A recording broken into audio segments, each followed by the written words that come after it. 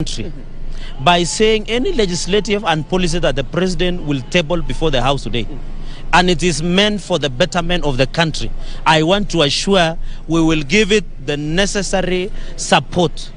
Even our party, our UDA members, the people who support the Deputy President, I can assure you will give the necessary support. Right. Yeah. Senator Charagei of Nandi County speaking to us. Right about now I have the Kakamega Senator Cleopas Malala, one of the luminaries of the One Kenya Alliance. But we're here to talk about the State of the Nation address. Senator Malala, very quickly, your expectations. And anytime trying to sanitize and ensure parties as institutions are built just like any other public institution, because you remember political parties now are funded by taxpayers, so there should be some discipline and some decency within political parties, even as we go to general election. But what is important is that I've read that bill. It wants to endanger and threaten Article 37 on political rights, because we should not restrict formation of parties, political association, and many other aspects. So going into the future, we must be careful not also to threaten the political rights that is provided under Article 37 and 38 of the Constitution of Kenya. Yeah. You talk about political discipline, and you're advocating for UDA principles, or you're still in Jubilee Party. Yes. Is that political party discipline? No, we already, by the way, do you know UDA is PDR? PDR is a coalition partner of Jubilee. So we are just within Jubilee, so we are not violating any of the law. Right. So let us, but my only concern is that as a country going into the future, and as a young leader, I would really want to see party discipline and political parties become institutions that they have ideologies, that they have principles, that they can stand with ideology. That today when we talk about UDA, they talk about economic empowerment. You talk about another party, they talk about devolution. So those aspects that we really want to see. Yeah. What are your expectations today as the president makes his way to the joint sitting of both houses to address you? His last State of the Nation address, by the way. Probably it should be, I think he has one. He has one in March. Where next year in March. What I can say, there are four things that I want to see in the president's speech. One, I expect the president to give a statesman speech today. That is my prayer. Number two is I want to see him state about the preparation of the country towards the 2022 general election. Number two, the COVID strategies, especially issues of vaccination, issues of the new variant. And then number three, to discuss about post-COVID recovery, especially on issues of economy. And finally, the issues of farmers. You remember now we are harvesting in the North Rift. 50 kilos of bag of maize is 1,350, which is very disappointing, because we expected 3,500 per bag. And finally, of course, to tell us how the region is doing. You remember Ethiopia, we are having a problem in Ethiopia. Our partnership now with Tanzania, what we are doing in the country. And also, when he visited US, he should be able to tell us the country, what is the talks in terms of bilateral agreements with the United States of America. And importantly, the issue of corruption. It's especially, he had promised the country to tell us about Pandora box, because he had said when he come back, he can tell the country what is this Pandora box that he's discussing about. And then of course the issue of KEMSA, where he said 21 days, no one has been arrested today. So those are some of the issues that I expect when he appears for the State of the Nation address. Obviously, when that report is tabled about what he will address you today, there are legislative measures that will be expected from you as members of the Senate, as members of the National Assembly. Problem is, you're headed to the next general election. Probably by February it will be a chaotic house, because none of you will be showing up in the house. What happens then to the report that he will table today? I want to assure the country by saying any legislative and policy that the president will table before the House today, and it is meant for the betterment of the country, I want to assure we will give it the necessary support. Even our party, our UDA members, the people who support the Deputy President, I can assure you will give the necessary support. Right. Yeah. Senator Charagei of Nandi County speaking to us. Right about now I have the Kakamega Senator Cleopas Malala, one of the luminaries of the One Kenya Alliance. But we're here to talk about the State of the Nation address. Senator Malala, very quickly, your expectations as, you know, the Senator for Kakamega and a national leader when it comes to address Parliament today. Two major issues. One, he needs to give us his own report card. Last year he came, addressed us on certain issues. Key among them was the economic stimulus and the recovery strategy of our economy as a country. We need him to tell us what he has done so far as a country and as a government. He needs to tell us how many young people he has supported to ensure that they recover from the injuries, the economic injuries they sustained during the COVID-19 pandemic. Second, we need His Excellency President Uhuru Kenyatta to tell us the government preparedness as we head to next year's general election. We want him to tell us and assure us how he is going to ensure that he upholds the independence of the IEBC, how he will fund IEBC adequately, how he's assuring Kenyans of a free and fair elections, how he's assuring Kenyans of a peaceful transition from his administration to the next administration. And therefore, we are expecting him to, in detail, cover that subject. And I want to implore upon him to ensure that we have a peaceful country. We all know during every transition year, we have people fighting, communities fighting, but this time round as leaders, we are preaching peace. We are saying that elections come only after every 5 years. We want to ask our leaders to be responsible with the utterances they make in public, to ensure that we achieve cohesion and integration as envisaged in our constitution. And therefore, I'll be expecting the president as a symbol of unity to ensure that he is expressing the concerns that I am putting forth here today. As you talk about the next general election, are you concerned probably that the legislative proposals that the president would have today as he tables his report could be inhibited by parliaments almost by February next year? Most of you have gone to campaign for the respective seats you're looking for. No, our term, of course, ends next year, August, and therefore it is upon the legislative arm to ensure that it expedites. We've seen bills coming here. We saw the BBI bill coming here. It was passed within 2-3 weeks. And therefore, any other bill or legislation that is going to help us have a smooth transition, that is going to help us have a credible election, we are assuring Kenyans we are going to expedite the process and deliver the legislation in good time. We have seen some of the legislations, coming in. I've seen a bill by Majority Leader Amos Kimunya, seeking to amend the Political Parties Act and make, the formation of coalition of parties instead of a political party in terms of definition. It appears like this is what much of what you will be dealing with as you head towards the next election. Of course, we've seen coalitions not living up to their words, and therefore it's very important for us to, with absolute disobedience, and we are saying that if it is legislated that you must uphold to the arrangements and the agreements you had as a coalition before the elections, I think that is a good thing. As pertains the having a corporate body in the name of a party in a coalition, the same way we had NAC in 2002, I think that is important, because this country, we need to strengthen democracy, we need to strengthen party democracy in our country, and if we have coalitions coming up together as political parties, I think that is the best thing. I will personally be supporting that bill and ensuring that we strengthen coalitions. All right. Senator Cleopas Malala from Kakamega.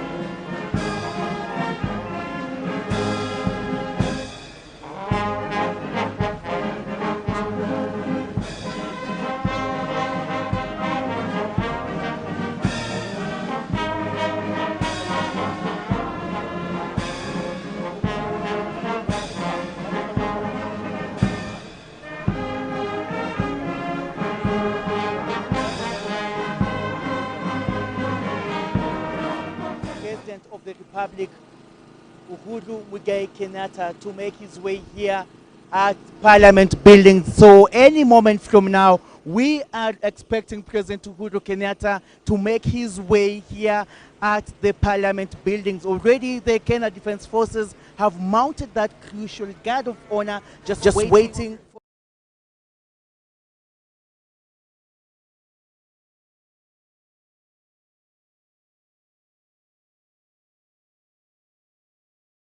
Is a joint National Assembly sitting comprising both senators and members of the parliament.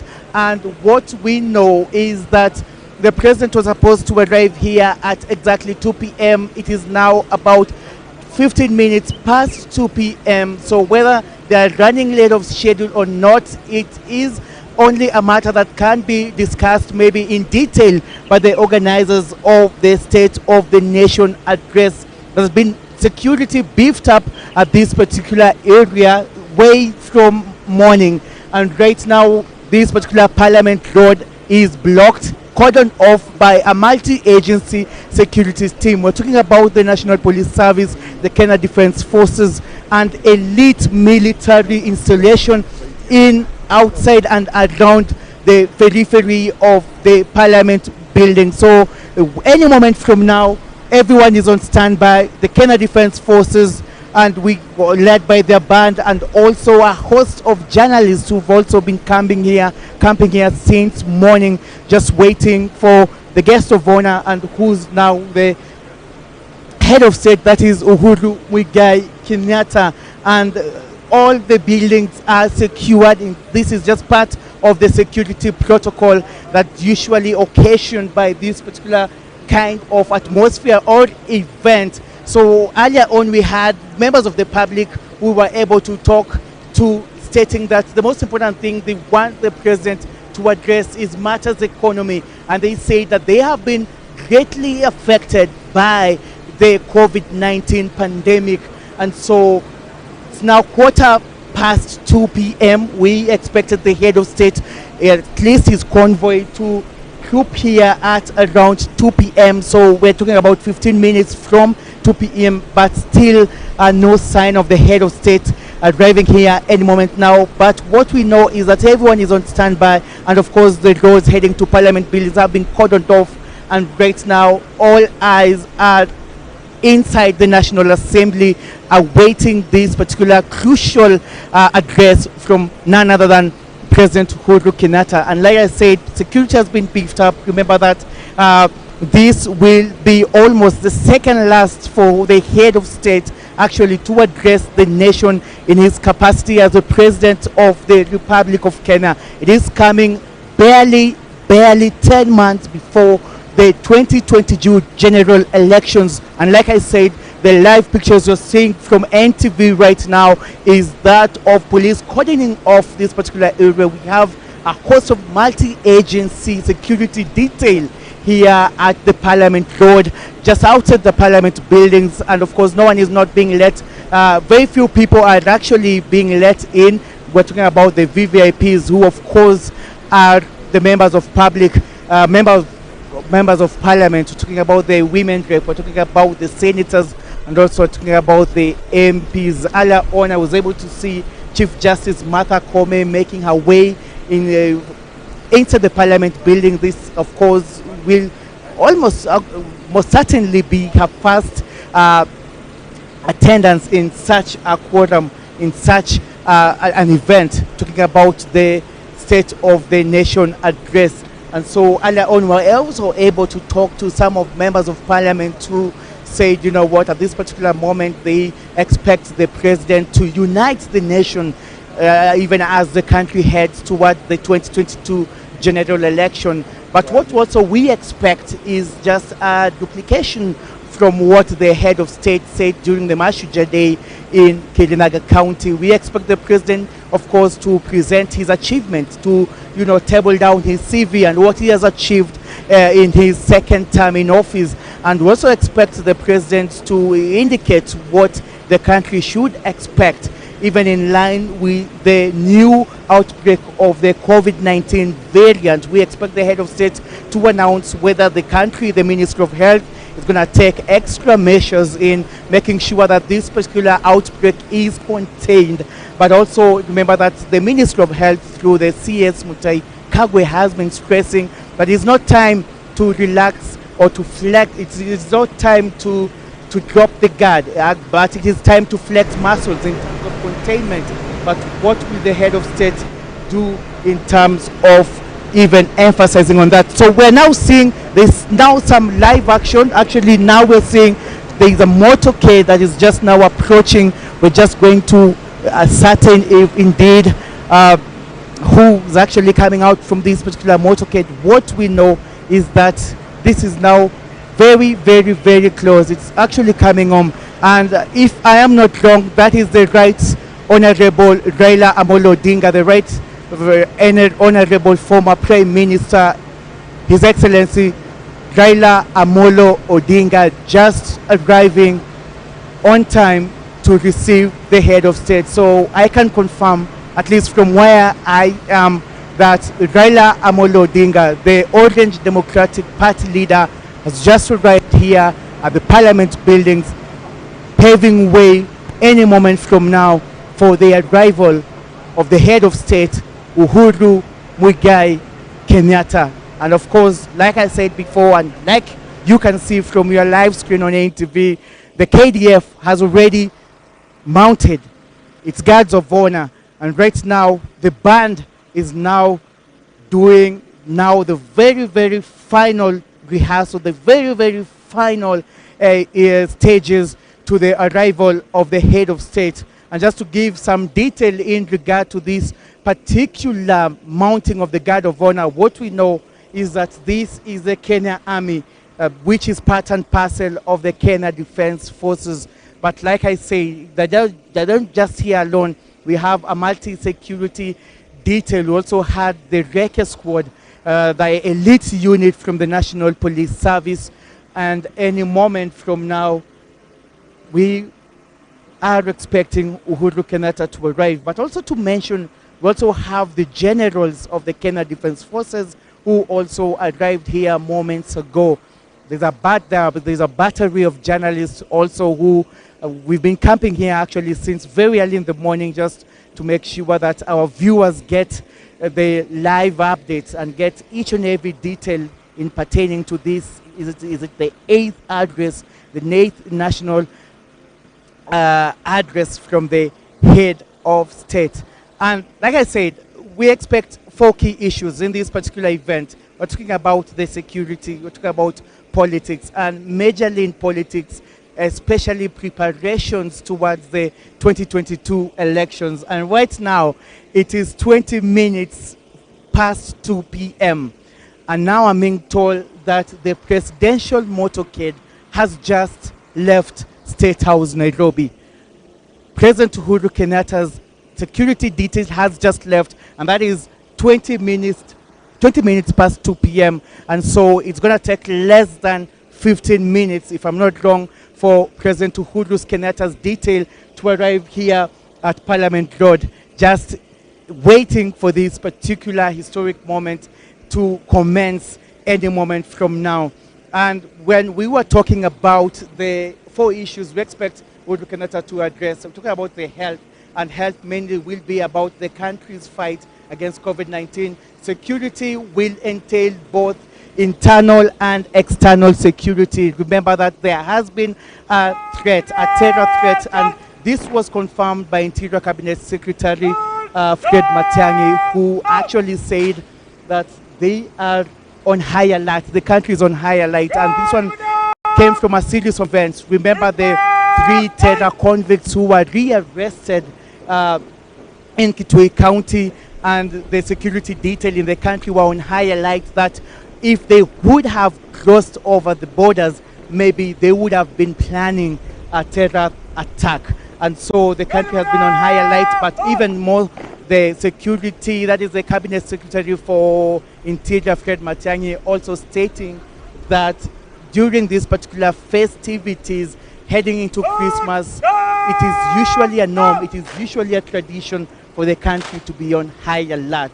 And so any moment from now, ladies and gentlemen who are watching us live on NTV, we are expecting the head of state to make his way. Already all the generals of the Kenya Defense Forces are just in position, queued to receive President Uhuru Kenyatta. And of course,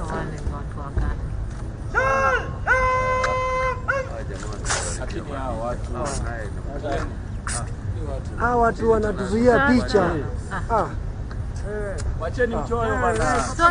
Tuko live sisi. Simutoke. Anticipate President Uhuru Kenyatta is arriving in Parliament. It is 18 minutes past 2 o'clock, and it was within this hour that we were expecting the President. Earlier on, we did see Deputy President William Ruto arriving. And yes, there he is. President Uhuru Kenyatta has arrived. Let's listen in for a moment.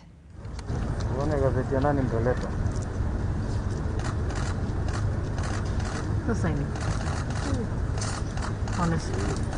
Haya, wasonge sasa.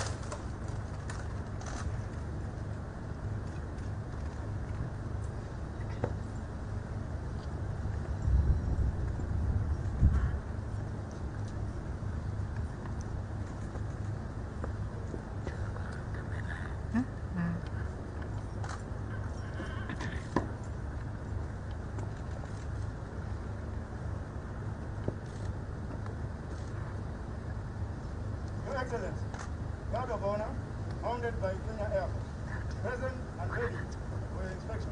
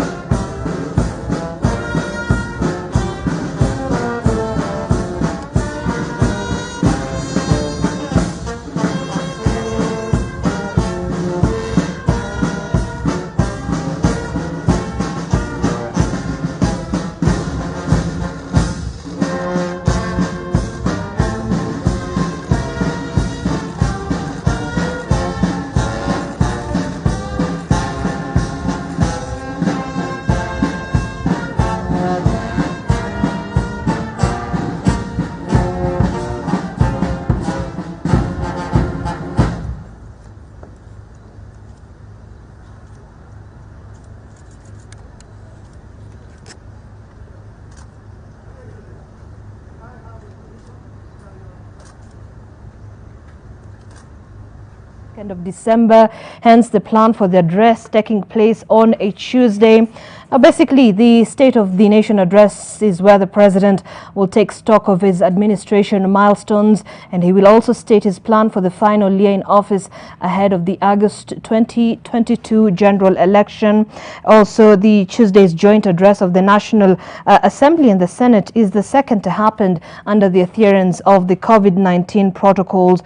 It is the president's second last address, as the Constitution requires the president to deliver a State of the Nation every single year. Now, the president's second and final term ends in August 2022, and this particular address will be quite one to watch out for, as Kenyans are very anticipating and very high in expectation in terms of the president's speech and what it will emphasize on as he comes to the very close of his second and last tenure in power as the head of state. Remember, he's also expected to give priority to the global COVID-19 pandemic, especially on the mitigation measures that are going to be put in place by his government, especially coming at a time when the Omicron variant of the disease has been announced in various countries across the globe. And remember, Kenya's positivity rate has continued to fall under 1% in the last few weeks, and this is a good sign for the country. However, the variant has now opened up a new phenomenon and a new way into looking into the pandemic. He's also expected to speak about, like all my colleagues have talked about, the 2022 general election, the political temperature in the country's ailing economy and the cost of living, and the ballooning debt has been quite an issue for the longest time. We'll actually be getting more in-depth analysis from our business editor Julian Samboko, who'll be delving into the economy economic outlook of the country, and especially the president's speech coming at a time when the Central Bank of Kenya says the country's external debt is standing at 4 trillion shillings, while the domestic one is at 3.7 trillion as of June this year, which is 2021. We'll also expect probably the president will speak on matters of the Building Bridges initiative, which got a stoppage from the courts. Probably also speak on matters of national security. Remember, Kenya plays a very pertinent position in the country when it comes to regional security. Remember what is happening in Somalia, and in the wake of the clashes in Ethiopia, as well as that terrorist attack in Uganda. What are we doing in terms of our security?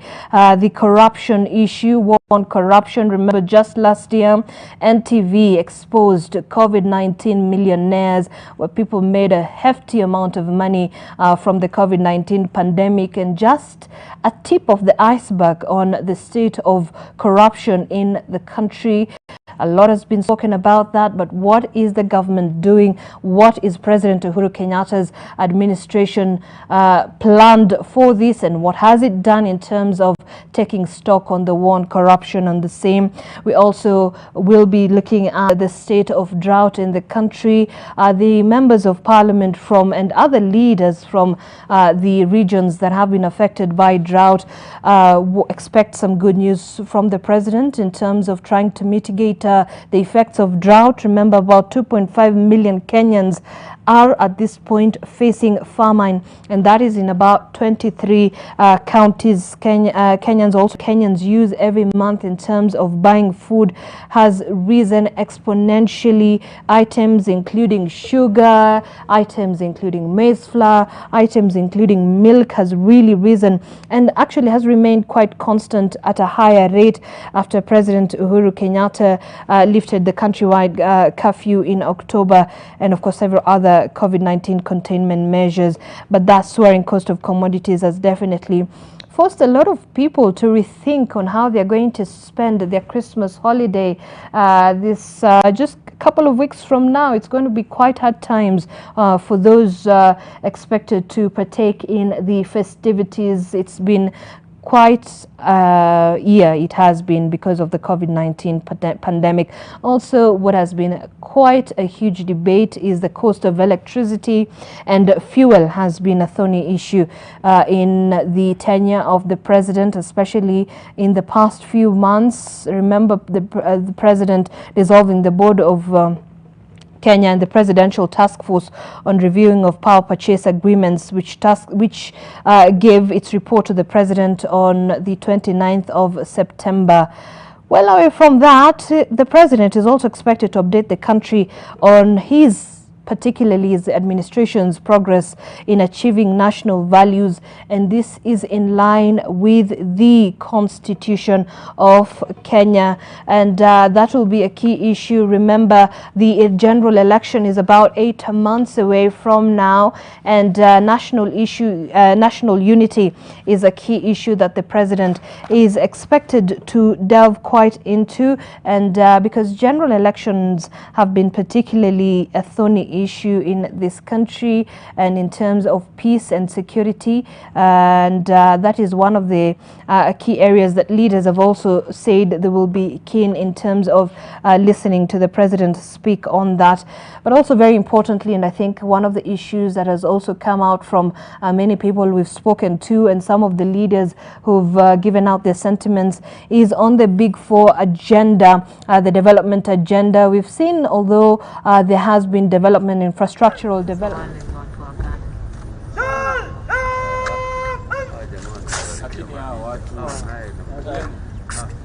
Hawa watu wanatuzuia picha.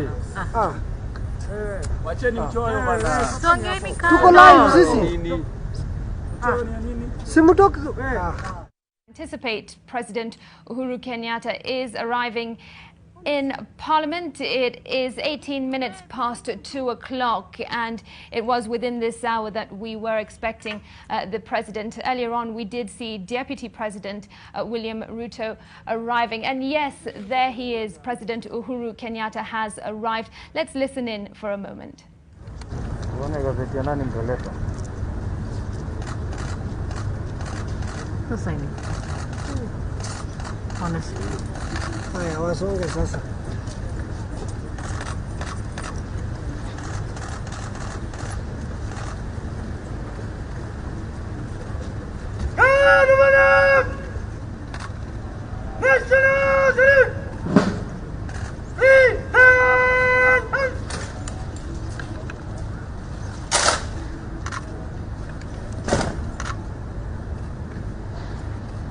We did see the ODM party leader Raila Odinga make his way in.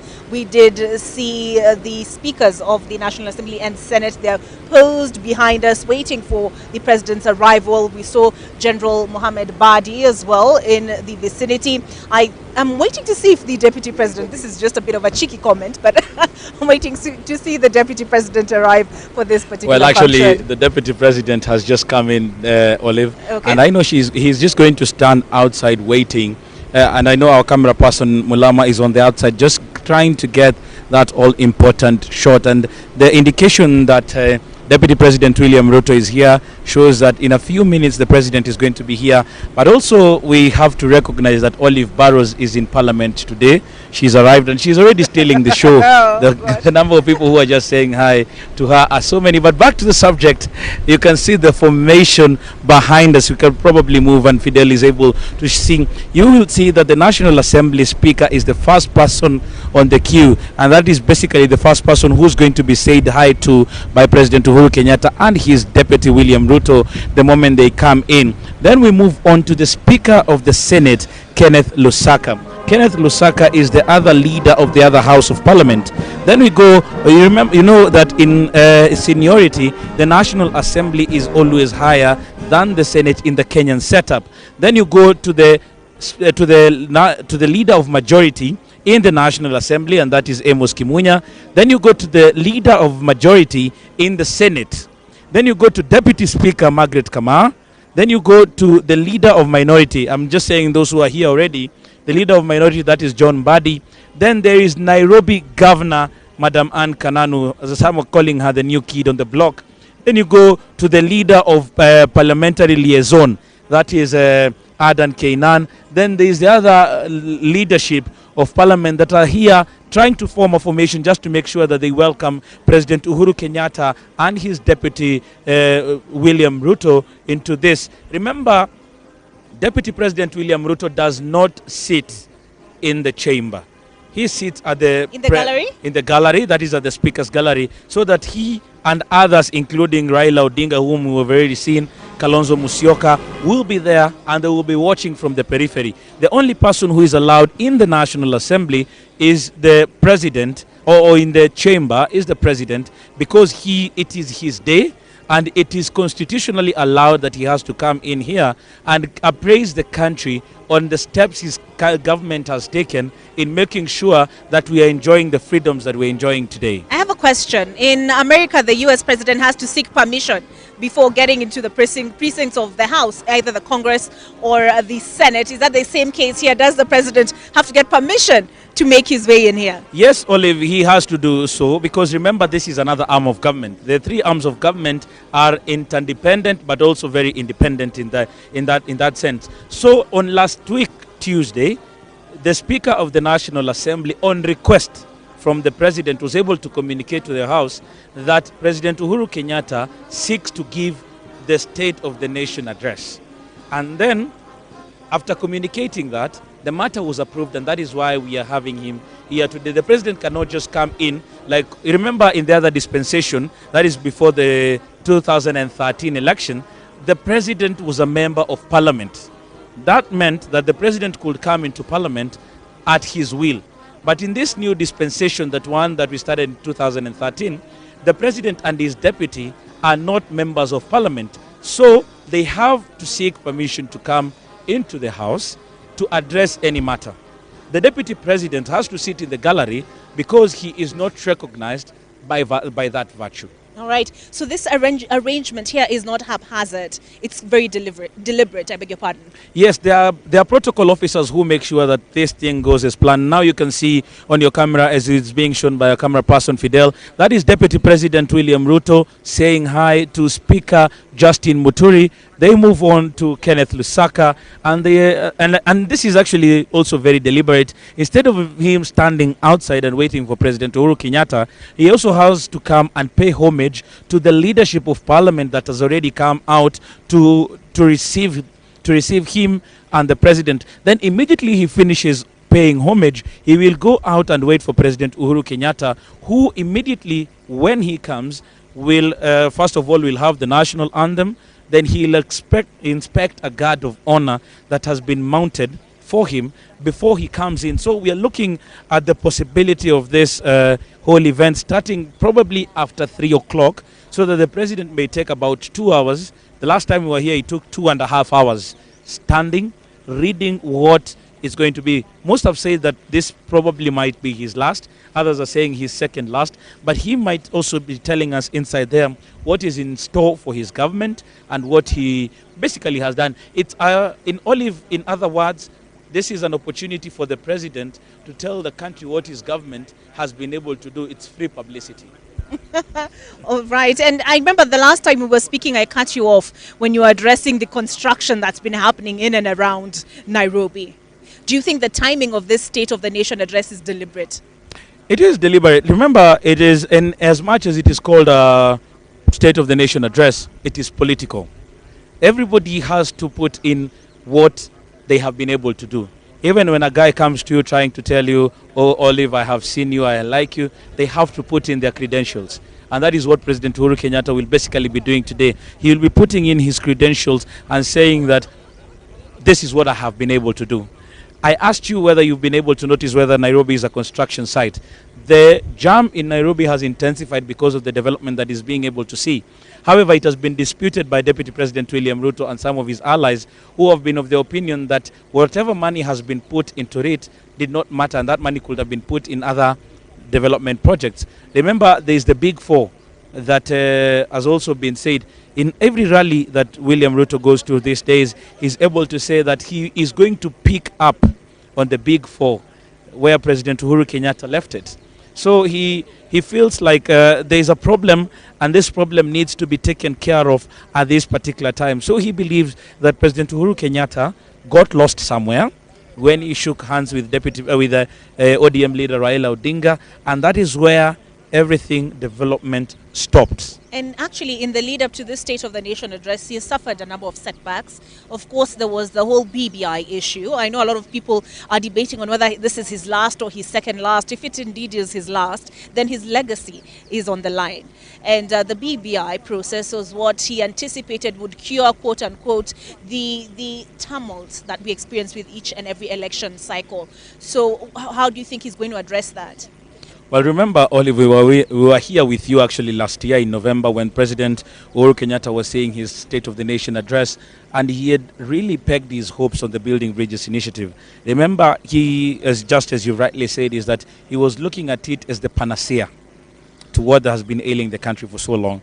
And when the courts put the brakes on the Building Bridges initiative, President Uhuru Kenyatta came out to say that he is going to do it, whether through what Parliament has said, or in any one way or another, he is going to make sure that what was espoused in the Building Bridges initiative is going to come to fruition.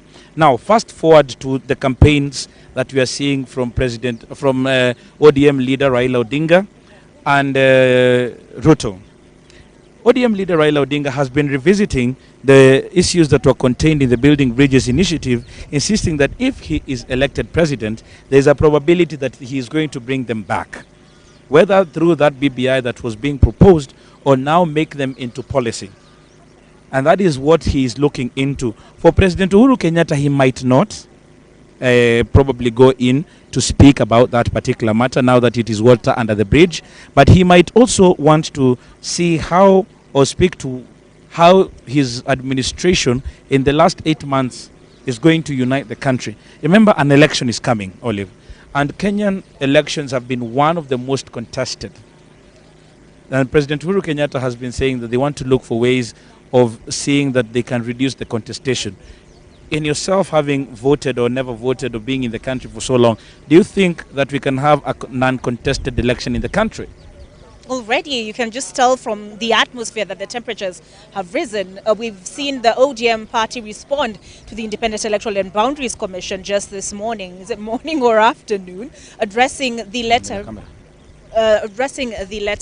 written by the IEBC to the Interior Principal Secretary Karanja Kibicho regarding their participation in the National Multi-Agency Consultative Forum on election preparedness. So already you can tell there is already some contestation. Yes. Yeah, and this is likely to go on, Olive, because what I have heard even from the sentiments, I was having a chat earlier on by former majority leader in the Senate, that is Kipchumba Murkomen, and he was hailing the move that Chebukati said. And he says if it is indeed true, according to them, and there are issues with what they have raised with the CJ being in that particular committee. But remember also the CJ has responded to that letter to the UDA party, specifically the Secretary General, that is Veronica Maina, in saying that they believe that Deputy President William Ruto and his people are suffering from mistrust or from trust issues. In trying to say that, they're basically saying, telling off the DP and saying we are not going to move away. But now another thing has happened. The most important person when it comes to elections, that is the IEBC in the name of the chairperson, Wafula Chebukati, has walked out. Yes. Now, how does that happen? I'm even getting reports that that committee was supposed to sit again today. They have not sat. That letter from Chebukati was very express that we believe that there are some people in the technical working group who want to tell IEBC what to do. So and there are actually, these now issues. that we're in Parliament, they raise the issue of this. That there are two distinct entities within the entity. There is the group within which the Chief Justice is a part, and that is the National Multi-Agency Consultative Forum. Then there's the Technical Working Committee, which she said she is not a part of, but is represented in by the Judiciary Committee on Elections. So, she seems to be drawing that distinction. But part of what Chebukati raised now that we're in Parliament is that the roles of JLAC, he feels like even the roles of JLAC have been usurped by this particular forum. Yeah, remember, JLAC is a very critical element when it comes to any election. Remember, the IEBC reports to the Justice Legal Committee of the National Assembly. It is that specific committee that even deals with the question of giving them the budget. So, when the IEBC says that some of these roles have been usurped by this technical committee, then it basically then means there is a probability that they were even going for their roles when it comes to budgetary issues. I'm just speculating, I do not know. There are those who are even saying, but this is not confirmed, this is just political language.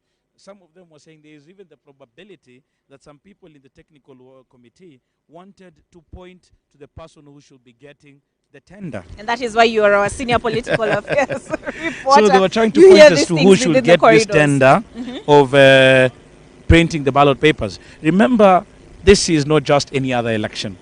This is a transition election. And the transition election in every country where you go to has a lot of stakes at hand. And probably that is what we do expect that probably President Uhuru Kenyatta might touch on. But moving on, there is the question of hunger. Remember, in September, it was declared a national disaster. Yes. We expect that President Uhuru Kenyatta will be putting it in the open, what his government has been able to do in mitigating these effects. Remember, just yesterday or this week, the Red Cross has put out an alert where it is going to those places that are heavily affected by this drought, and they want to buy these animals that are affected. Instead of the animals dying, let us give you money so that you can buy program. Yes, so that you can buy food, and you can also probably go ahead and probably buy animals when this drought is gone. All right. Yeah. So, and this comes, of course, on the heels of the climate change conference, not just in Glasgow, but this was the main topic of conversation at the Devolution Forum. Yes, in Makueni, actually, we saw so many people who were able to speak to that, and including experts. And the question that Kenyans are asking themselves is, what can I do? President Uhuru Kenyatta is pushing for the adoption of the 10% forest cover. One of the resolutions that came from that particular meeting in Makueni was also that governors were saying that the national government should, in consultation with counties, set aside some monies in the budget starting this budgetary cycle so that they can have money to conserve the environment. And this has come in so much, noting that from President Uhuru Kenyatta, who was saying that conserving and making the reverse so that we can have a better lifestyle, we can avert global warming, is money that is going into run into billions of shillings. Now in this, he's saying that there are already development partners who want to come in and help. But also, the national government and the county governments must play their part. Already, 33 county assemblies have passed laws that touch on climate change. 14 of them, or 6 of them, I'm not very sure, I have to go back to my notes. 6 or 14 of them have been able to look and pass laws that touch on how it is going to be funded. And these were the county assemblies that were being hailed, as more of them are now being called upon to do the same. Because if you go out of Nairobi, you might even question whether you are still in the same country with some of the people that you see. Those are valid points indeed. And speaking of the president's legacy, we've seen a lot of his projects also be defeated in court. And that could be, he could give that perhaps as a reason for why some of these projects haven't quite picked up as he would have intended. Do you expect him to take a swipe at the judiciary this afternoon? To be very honest with you, Olive, I think this time round the president might be having the judiciary aligned. And he might want to do so, but most of the projects, as you say, are political projects and projects in people.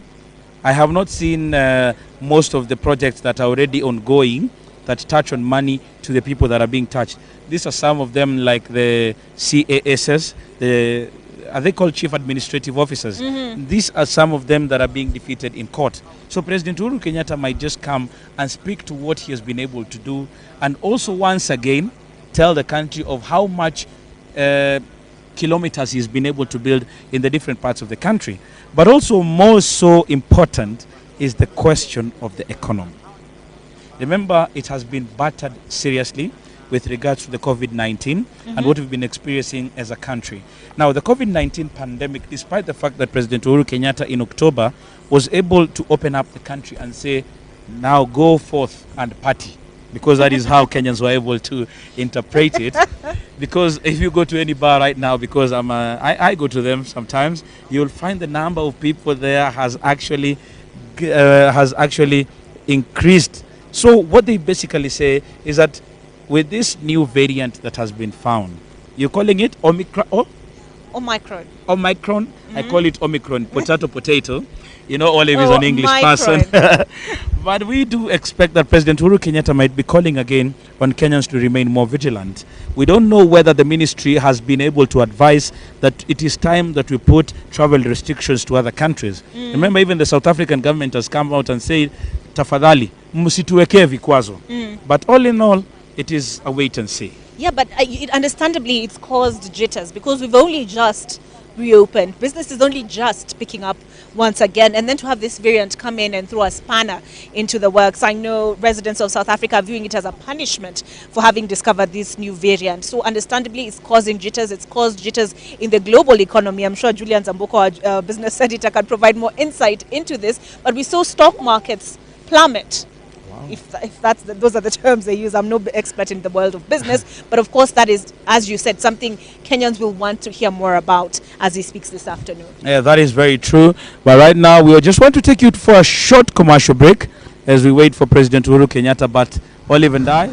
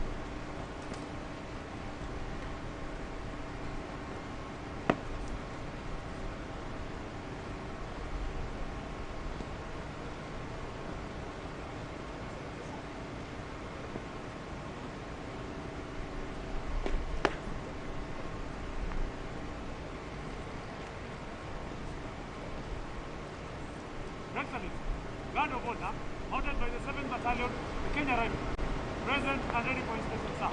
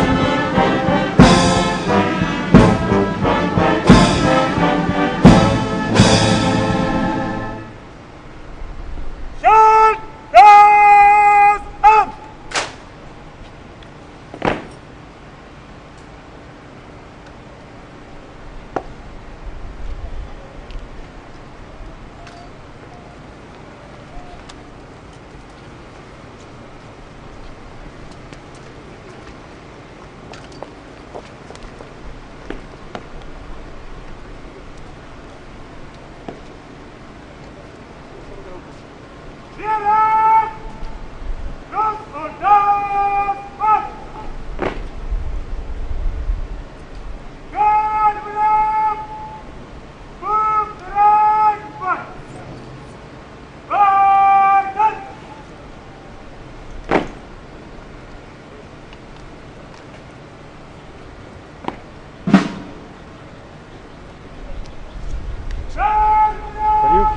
Kila kitu sawa, si ndio?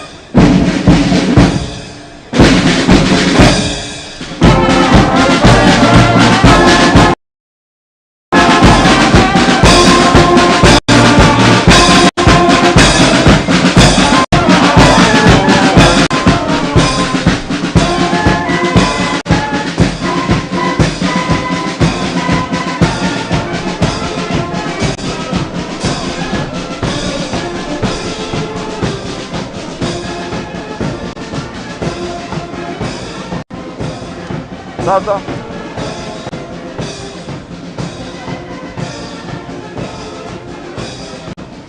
to the chambers of the National Assembly to address there. That is an image or a footage that you usually get when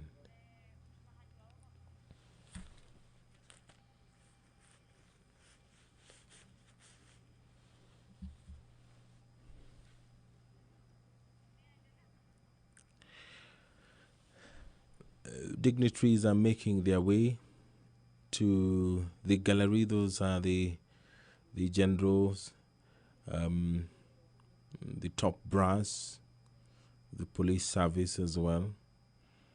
They're making their way to the gallery, which is situated just above the sitting or the chamber. There is the public gallery and the speaker's gallery. Usually during such an occasion, the deputy president sits in the speaker's gallery. If you're just joining,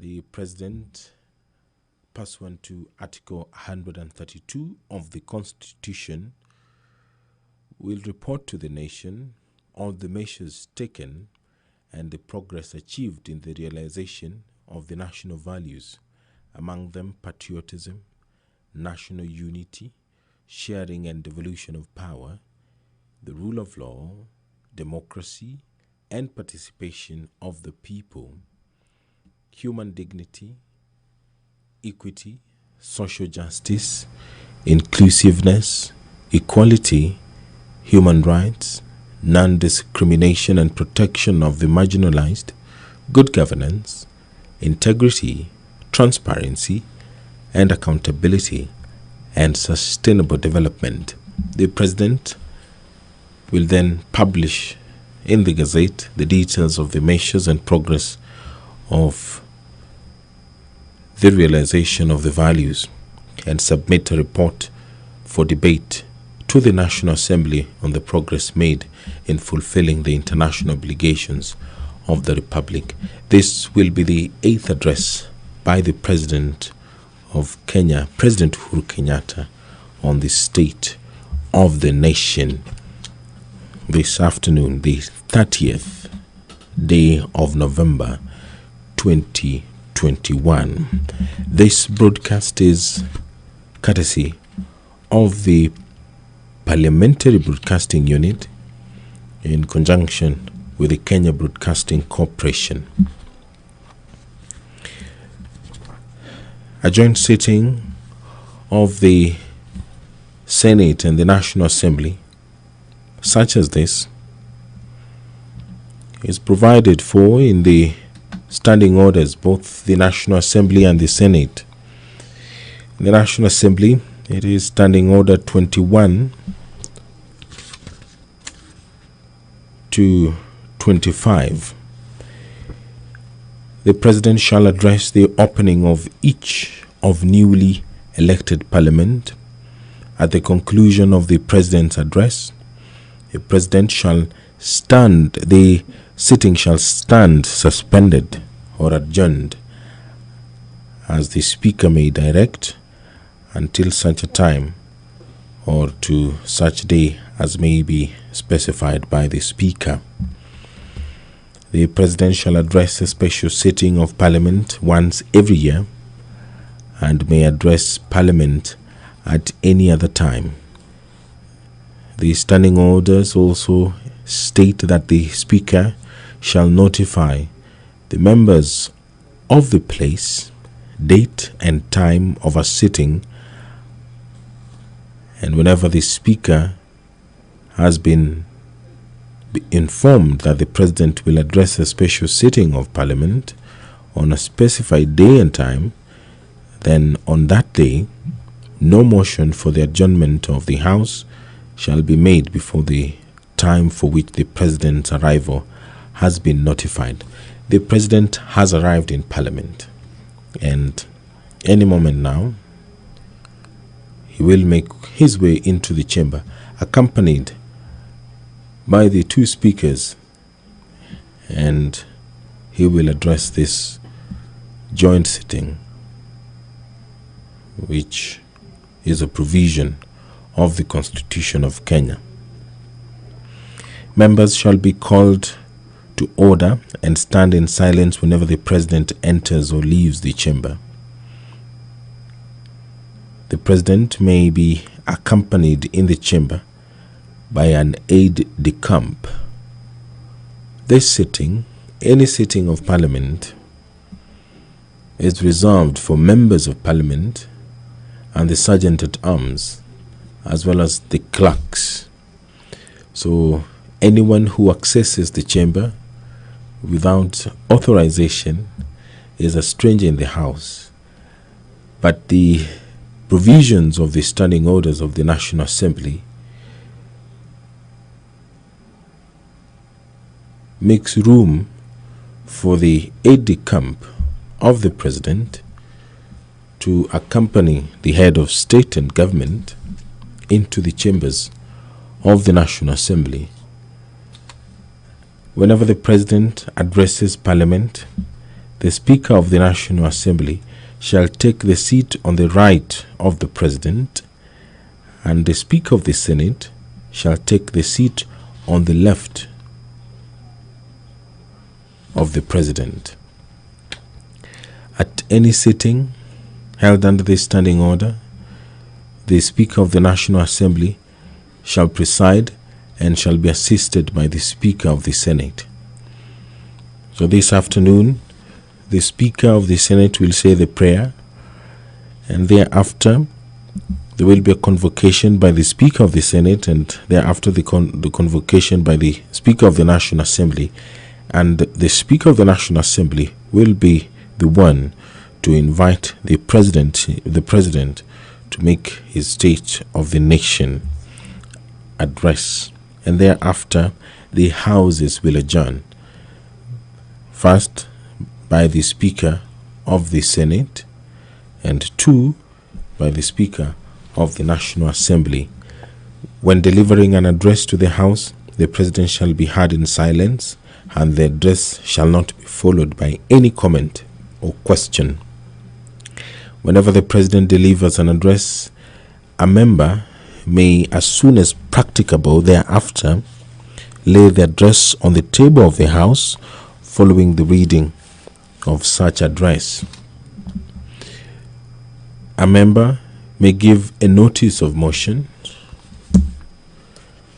that, quote unquote, the thanks of the House be recorded for the exposition of public policy contained in the address of the President delivered on 30th of November 2021, but debate on the motion shall be capped to just 4 sitting days. The standing orders of the National Assembly also provides for an address by visiting dignitary. The provisions of the Standing Order 24 may apply when there is a foreign dignitary who has been invited to address a joint sitting of Parliament. The Speaker may, in consultation with the leader of the majority party and the leader of the minority party, allow a visiting head of state or other such visiting dignitary to address the Assembly, and may, in consultation with the Speaker of the Senate, arrange for a joint sitting of Parliament for purposes of an address by such visiting head of state or such other visiting dignitary. Standing Order 23, which talks about the President entering or leaving the chamber, and paragraphs 1, 2, 3, and 4 of the Standing Order 24, which speaks about the time that the President is addressing the joint sitting, how the speakers are required to sit, where the Speaker of the National Assembly is required to sit on the right of the President, and the Speaker of the Senate is required to sit on the left of the President.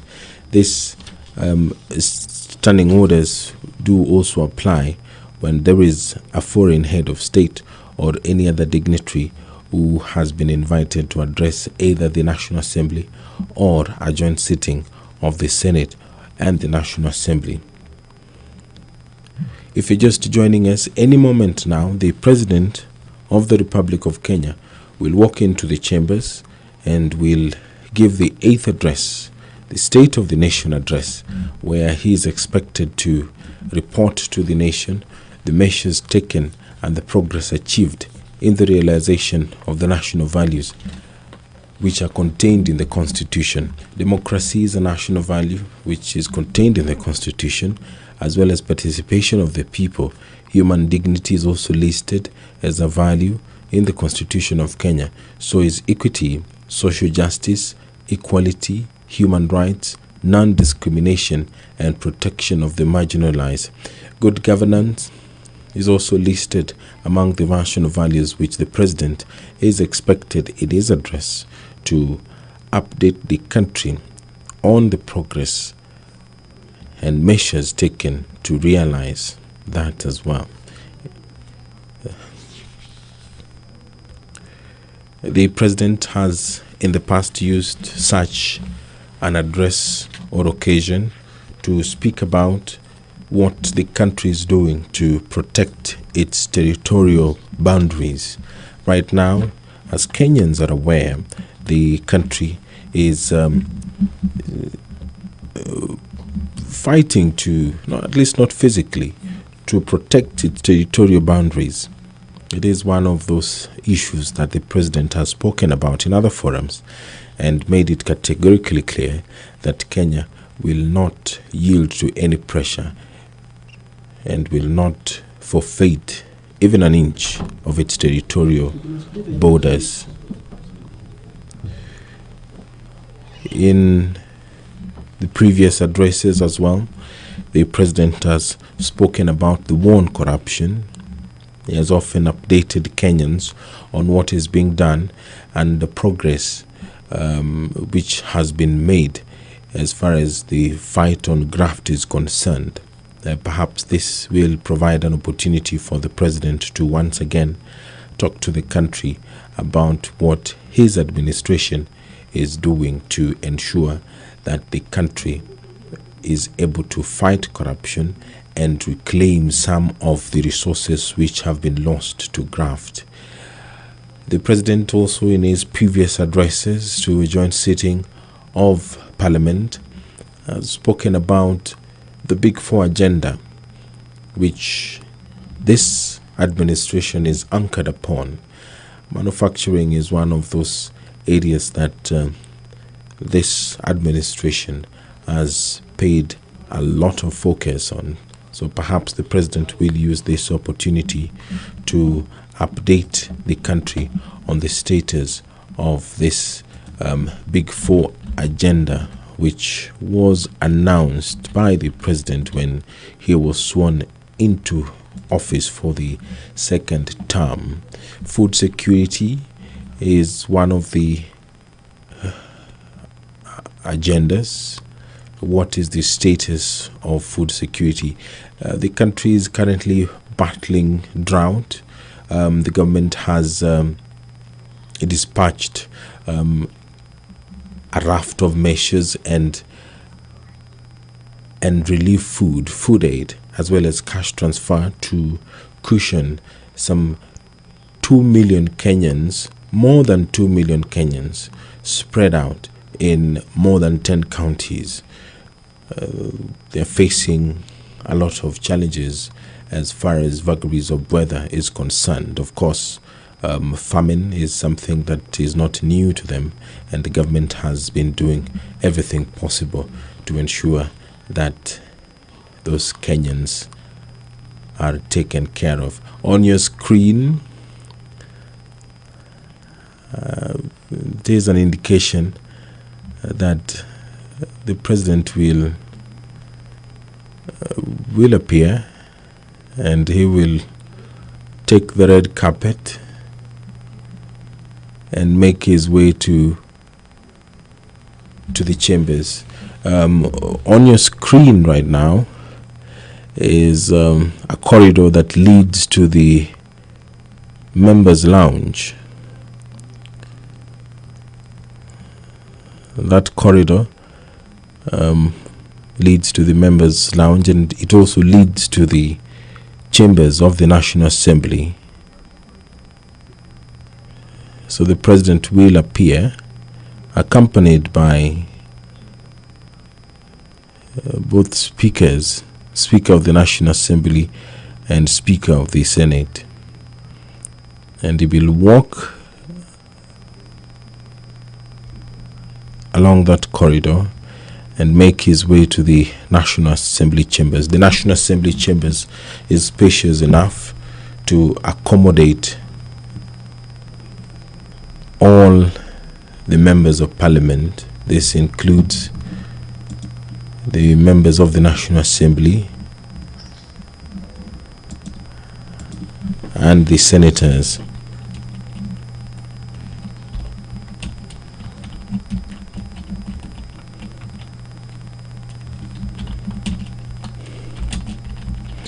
This sitting is being conducted in strict adherence to the COVID-19 protocols. Of course, not all the members will be able to sit in the chamber because the Parliamentary Service Commission has often ensured that the sitting arrangement is organized in such a manner that the house is not crowded.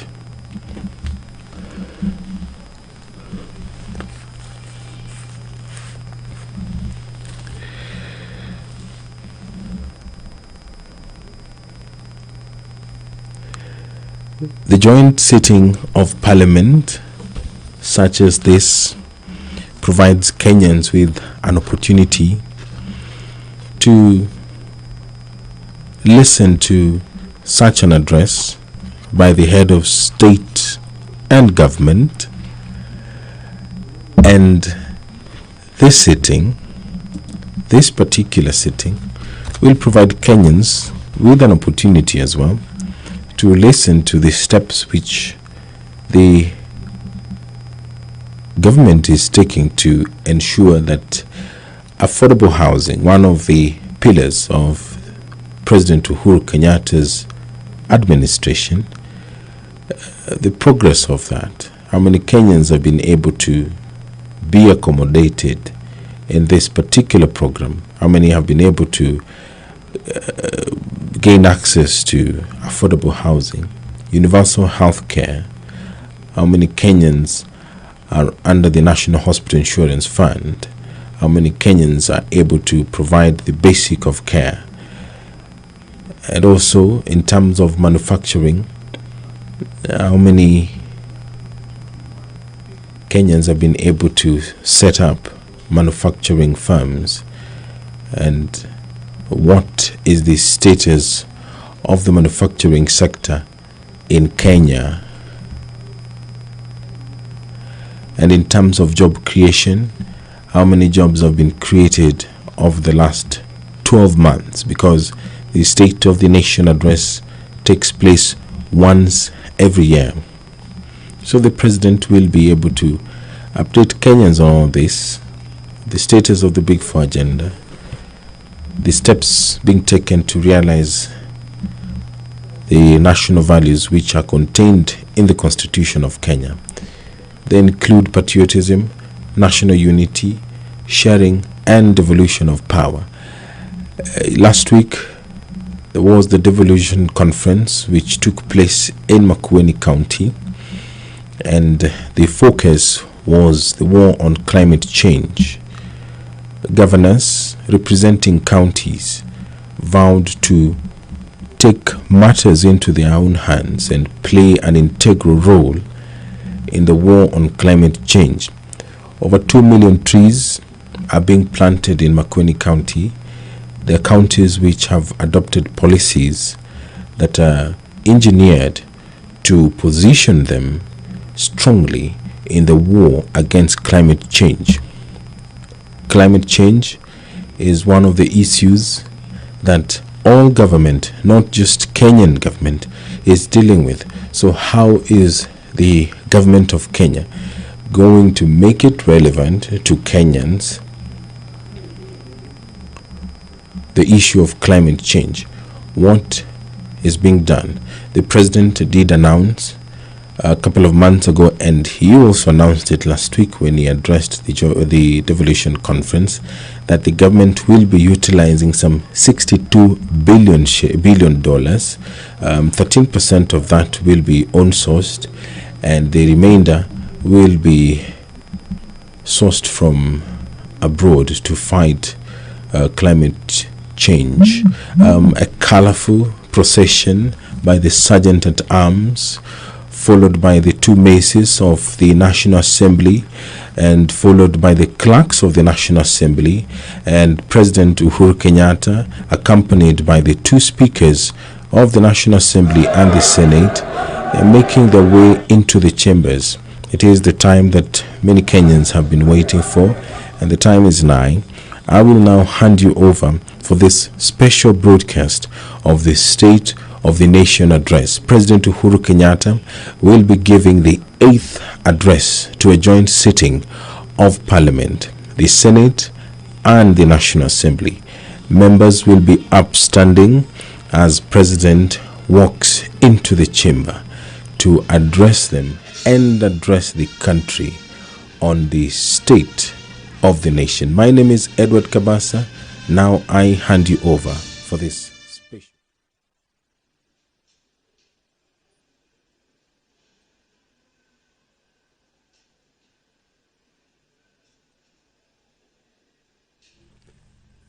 Naam, Rais Uhuru Kenyatta tayari kaingia ndani kwenye bunge hili la taifa.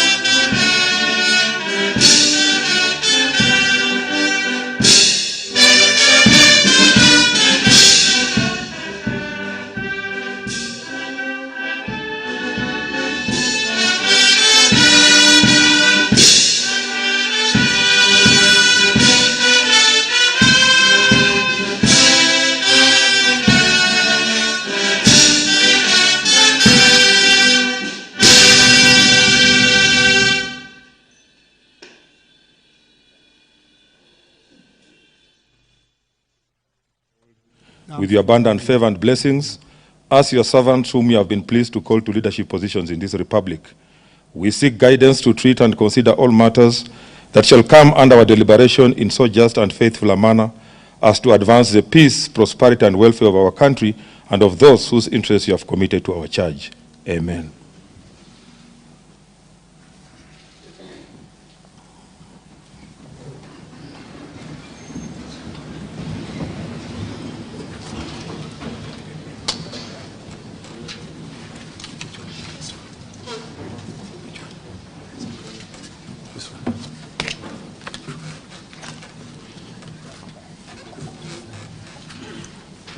Your Excellency, Honorable Uhuru Kenyatta, CGH, President of the Republic of Kenya, and Commander-in-Chief of the Kenya Defense Forces.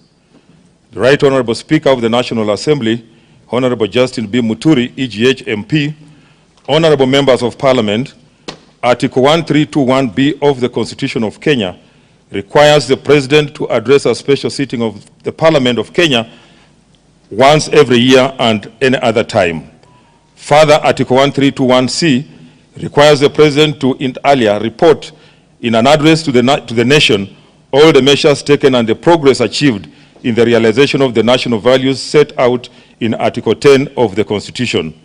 In addition, Article 2407 of the Constitution requires the President in his capacity as the Chairperson of the National Security Council, NCC, to report to Parliament annually on the state of the security of Kenya. In this regard, pursuant to Article 1321B and C1 and 2 of the Constitution and Senate Standing Order number 2221 and 2, upon a request by the Presidency via a letter reference number OP/CAB 2612A, dated 19th November 2021, I gave notice of today's special sitting to the Honorable Senators via Gazette Notice number 12989, which was published on Friday, 26 November 2021. Accordingly, Honorable Members, this special sitting is properly convened. I thank you.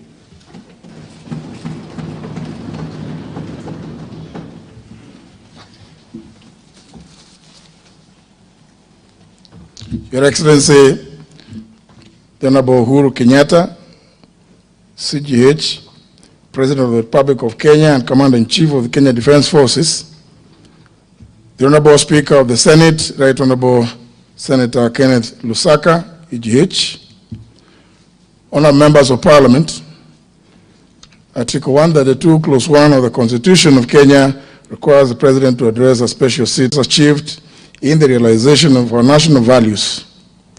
Additionally, Article 132, Clause 1, Paragraph C, Roman 3, provides that the President shall submit a report for debate in the National Assembly on the progress made in fulfilling the international obligations of the Republic. In this regard, honourable members, by way of a message to the House dated 19th of November 2021, His Excellency the President conveyed his desire to address a joint sitting of the Houses of Parliament today, 30th of November 2021. Consequently, pursuant to provisions of Article 132, Clause 1, Paragraph B and C, Romans 1 and 2 of the Constitution and the provisions of Standing Order number 22 of the National Assembly Standing Orders, by Gazette Notice number 12823, which was published in the Kenya Gazette on 23rd of November 2021, I gave notice to this special sitting to the members of the National Assembly. Accordingly, honourable members, this special sitting is properly convened. Your Excellency, allow me, in the usual parliamentary practice, to recognize part of the distinguished guests who are with us today. Seated in the Speaker's role, I wish to recognize His Excellency, the Deputy President of the Republic of Kenya, Dr. William Ruto, EGH, the Chief Justice of the Republic of Kenya, the Honorable Lady Justice Martha Koome, CBS, the former Prime Minister,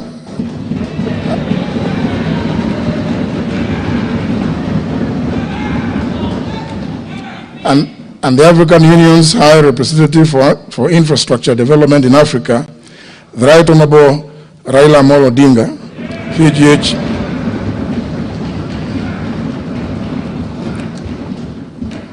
former Vice Presidents of the Republic of Kenya, the Honorable Dr. Stephen Kalonzo Musyoka, EGH,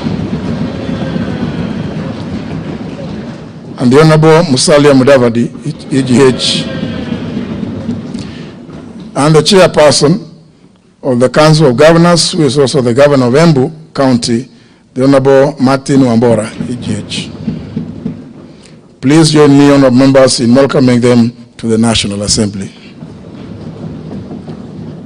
Your Excellency, allow me also to welcome other members of the judiciary present today, including the Honorable Lady Justice Njoki Ndung'u, Judge of the Supreme Court, Justice Daniel Musinga, President of the Court of Appeal, Lady Justice Lydia Achonde of the High Court, and Justice Oscar Angote, and Lady Justice Maureen Onyango. Your Excellency, may I also accord special recognition to all Cabinet Secretaries present, the Head of the Public Service, Dr. Joseph Kinyua, Principal Secretaries, the Governor of Nairobi City County, Honorable Anne Kananu, members of the Diplomatic Corps present, and the Chairperson of the County Assembly's Forum, who is also the Speaker of the County Assembly of Nyandarua, the Honorable Wahome Degwa. You are all welcome to Parliament. Honourable members, invited guests, ladies and gentlemen, it is now my singular honor and privilege to invite His Excellency the President of the Republic of Kenya and Commander-in-Chief of the Kenya Defence Forces to address this special sitting of Parliament. Welcome, Your Excellency.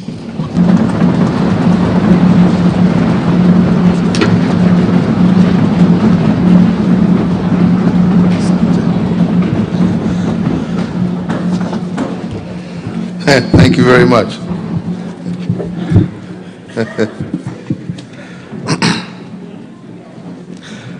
The Honorable Speaker of the National Assembly, the Honorable Speaker of the Senate, Honorable Members of Parliament, distinguished guests, ladies and gentlemen, indeed it is my distinct honor and high privilege to once again return to the chambers of Parliament to deliver my 8th State of the Nation address since my assumption of office as the 4th President of the Republic of Kenya on Tuesday, 9th of April, 2013. As always, it is a great pleasure to return to this august house where I have had the opportunity to serve on both sides of the parliamentary divide, indeed with many of you who are present here today. I first served as a nominated member of Parliament, introduced into this chamber by the Honorable Raila Odinga and the Honorable Musalia Mudavadi, and later as a cabinet minister. And after an unsuccessful presidential bid in 2002, I found myself on the opposition benches as the leader of the official opposition and member of Parliament for Gatundu South. 5 years later, I was called to serve as Deputy Prime Minister in the Grand Coalition Government under His Excellency, the former President, Honorable Mwai Kibaki, and the Honorable Prime Minister, Right Honorable Raila Odinga. In that position, in that administration, I held 2 positions, the Minister of Trade and later the Minister of Finance. This journey of mixed fortunes taught me that you could serve your country in any capacity, because service is not a position, it is action.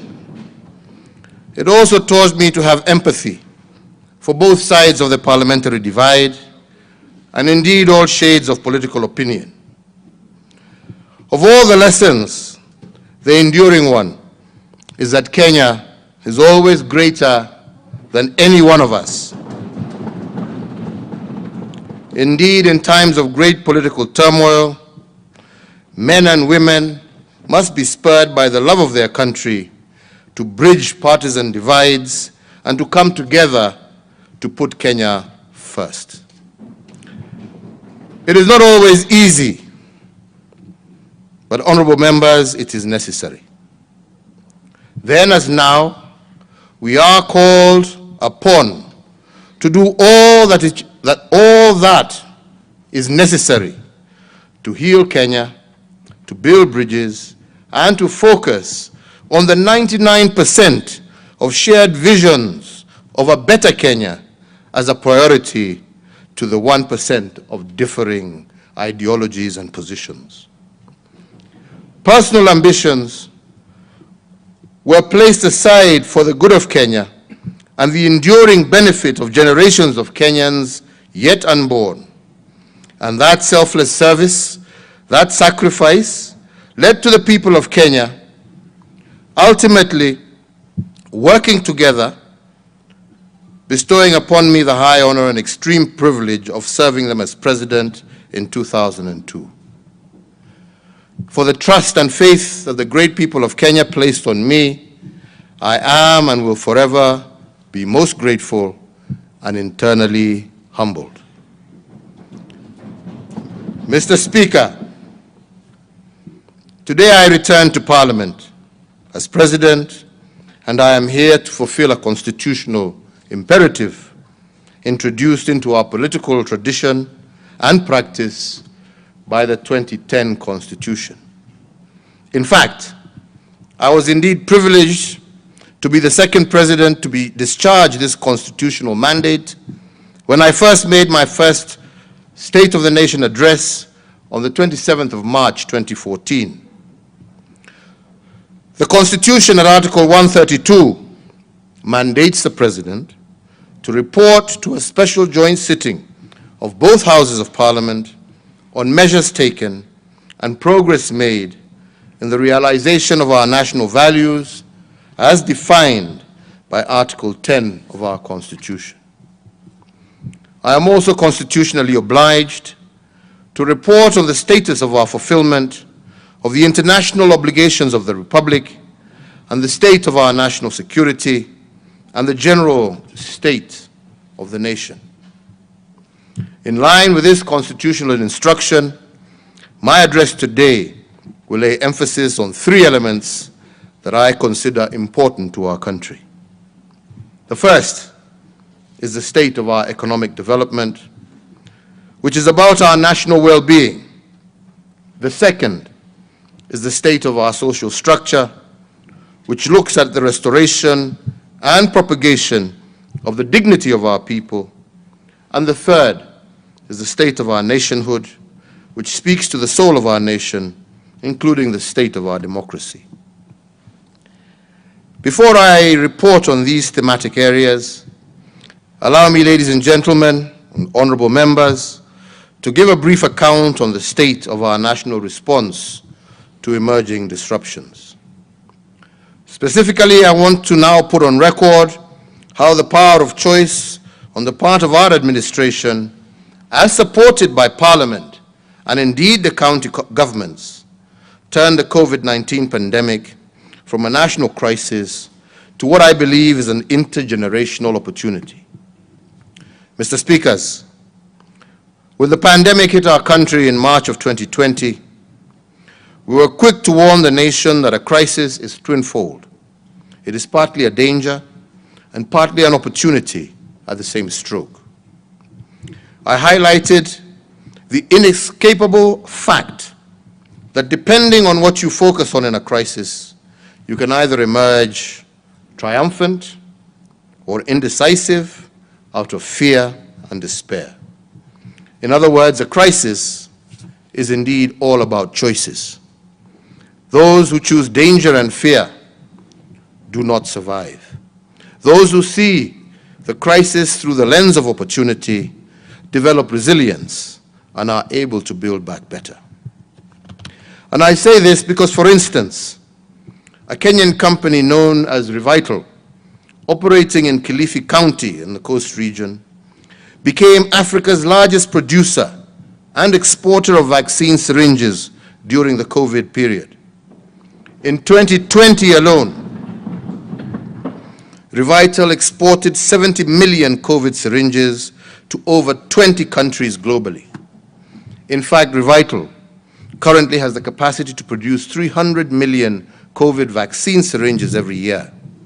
The global shortage for COVID vaccine syringes stands at 2 billion, and this itself is taking advantage of opportunity. This means that Revital is able to produce 1 out of every 10 COVID vaccine syringes globally. The company saw opportunity in the crisis of COVID, adopted accordingly, and innovated its business processes to optimize on the new opportunity. Another company in the same league is Hela, a global apparel-making company with a foothold here in Kenya. In the first months of the pandemic, this company changed its strategy from producing clothes to producing PPEs and face masks. With the WHO requirements of 80 million face masks per month at the height of COVID duress, Hela produced 5 million masks a month between April and May 2020. This means that through innovation, Hela manufactured 1 out of 16 masks required globally every month, contributing immensely to the slowing down of the COVID pandemic. This again was a case of seeing opportunity in a disaster and adopting to the changes. However, choices are nothing without leadership, and I say this because when COVID-19 hit our country, my administration found itself confronted with a dilemma of 2 rights. Opinion was sharply divided on whether to lock down the country or to leave it open. On one side of the divide, they presented an economic argument. They warned us that to leave the country open, they advised us to leave the country open and save the economy. And they argued that COVID was a health crisis that should not trump economic imperatives. The other side of the divide made a compelling health argument against the economic argument. Led by a brain trust of medical scientists and researchers, they argued that the country had no option but to lock down. Their models pointed to a soaring crisis if drastic choices were not made. According to these experts, a series of irreducible minimums had to be met before considering softer health protocols. Indeed, after much reflection, we opted for the public health argument over the economic argument. Our rationale was that you can always revive an ailing economy, but we cannot bring to life those who die from the pandemic. And with this logic informing our choices, we set out to build the irreducible minimums recommended by the experts to forestall a COVID disaster. Although the health argument won, we did not dismiss the economic argument in toto. We made fiscal choices to cushion the economy through a number of economic stimuli.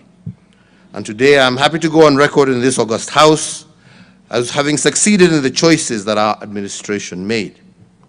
Because of our fiscal stimuli, today I can report that the impact of COVID on our economy was 14 times lesser than that on the global economy. As part of the first stimulus package that we announced interventions that warranted the national exchequer to forego taxes amounting to Kenya shillings 176 billion. These tax measures included the immediate reduction of VAT from 16% to 14%, 100% tax relief for all persons earning up to Kenya shillings 24,000, reduction of pay as you earn from 30% to 25%, reduction of corporation tax from 30% to 25%. We also caused the lowering of the central bank rate, the CBR, to 7.25% from 8.25%, so as to prompt commercial banks to lower interest rates applicable to their borrowers and thereby avail much needed affordable credit to MSMEs across our country.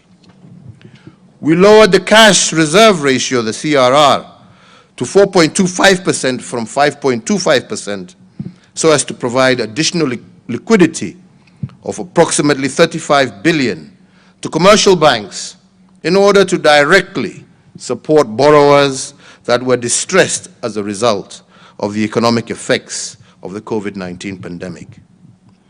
The Central Bank of Kenya also provided flexibility to banks with regard to the requirements applicable to loan classification and provision of loans that were performing as of the 2nd of March 2020. We further engaged banks and all financial institutions to support all enterprises and families that sought to restructure their commercial banking through debt moratoriums and review of tenure of these facilities. There was a temporary suspension of the listing of the credit reference bureaus of any person, micro, small, and medium enterprise, and corporate entities whose loans had fallen overdue or was in arrears. The Kenya Revenue Authority was directed to expedite the payments of all verified VAT refund claims amounting to some 10 billion shillings, or in alternative, allow for the offsetting of withholding VAT in order to improve cash flows for businesses. The 6 billion shillings from the Universal Health Coverage Kitty was immediately appropriated strictly towards supporting counties in the recruitment of additional health workers to support in the management of the spread of COVID-19. Subsequently, we rolled out the second stimulus package with the support of this House, whose tenant was an 8-point economic stimulus program amounting to some Kenya shillings 56.6 billion. The first element of the 8-point program focused on Buy Kenya, Build Kenya policy. On local infrastructure development, we allocated 10 billion towards the National Hygiene Program, dubbed Kazi Mtaani Initiative. The program was conceptualized as an extended public works project aimed at utilizing labor-intensive approaches to create sustainable public good in the urban development sector. The program has so far secured gainful engagement to over 750 youths engaged in the improvements to the environment and hygiene and in the rehabilitation of access roads, footbridges, and other public infrastructure through local labor.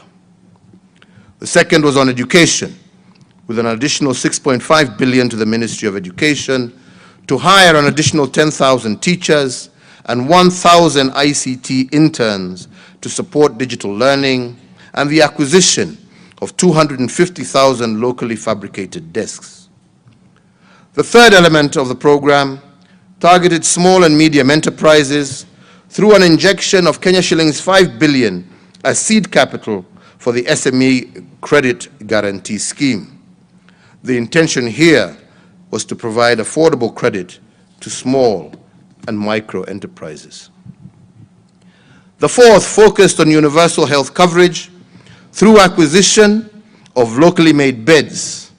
The fifth element of the stimulus program focused on agriculture.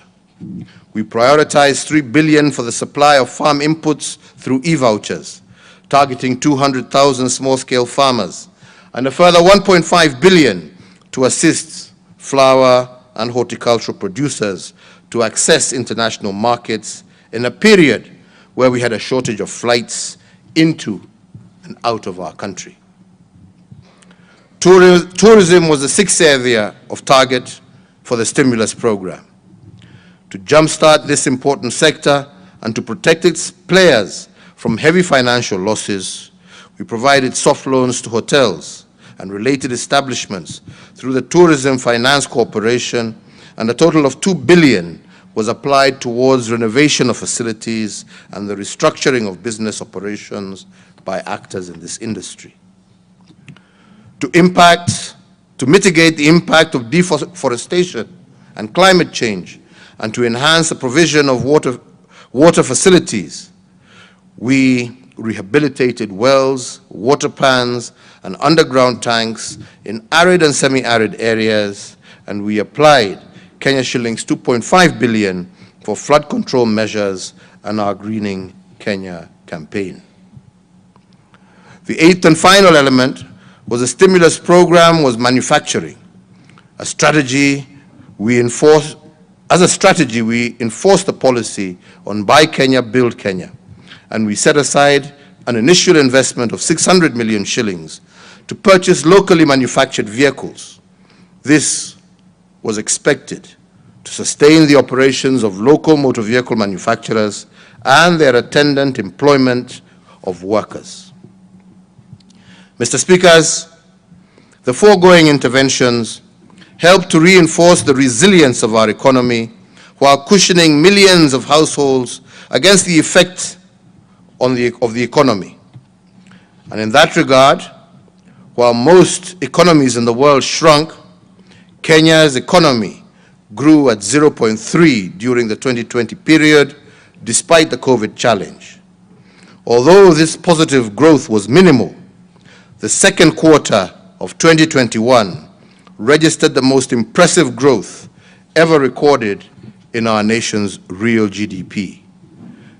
During the second quarter of 2021, real GDP recorded a phenomenal 10.1% growth, and this is the highest growth ever recorded in one quarter in Kenya's history. It is also the first time Kenya has hit a double-digit growth number.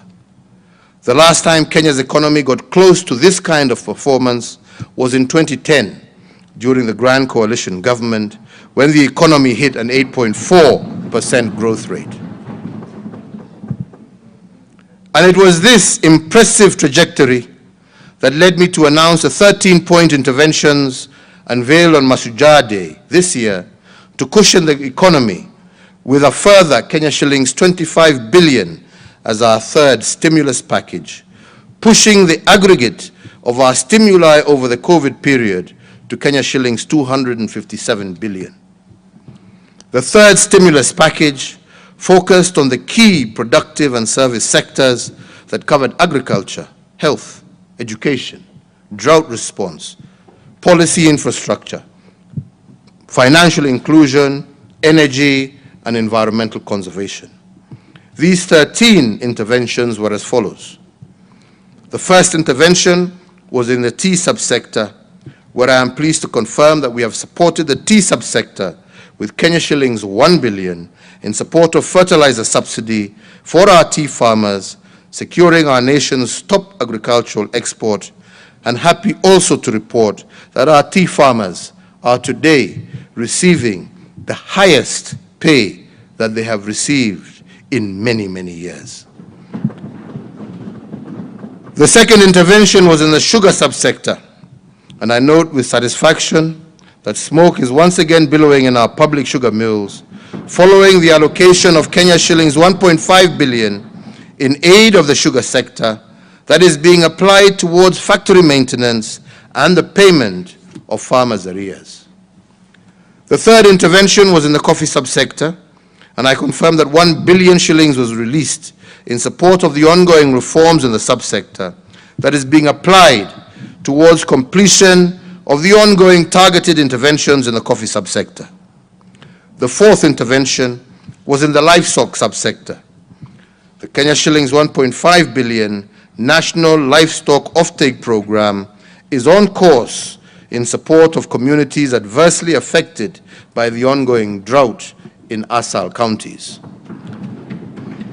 The fifth intervention was also in the livestock subsector, and I confirm that the interventions geared towards the reduction of the cost of animal feeds are well on course.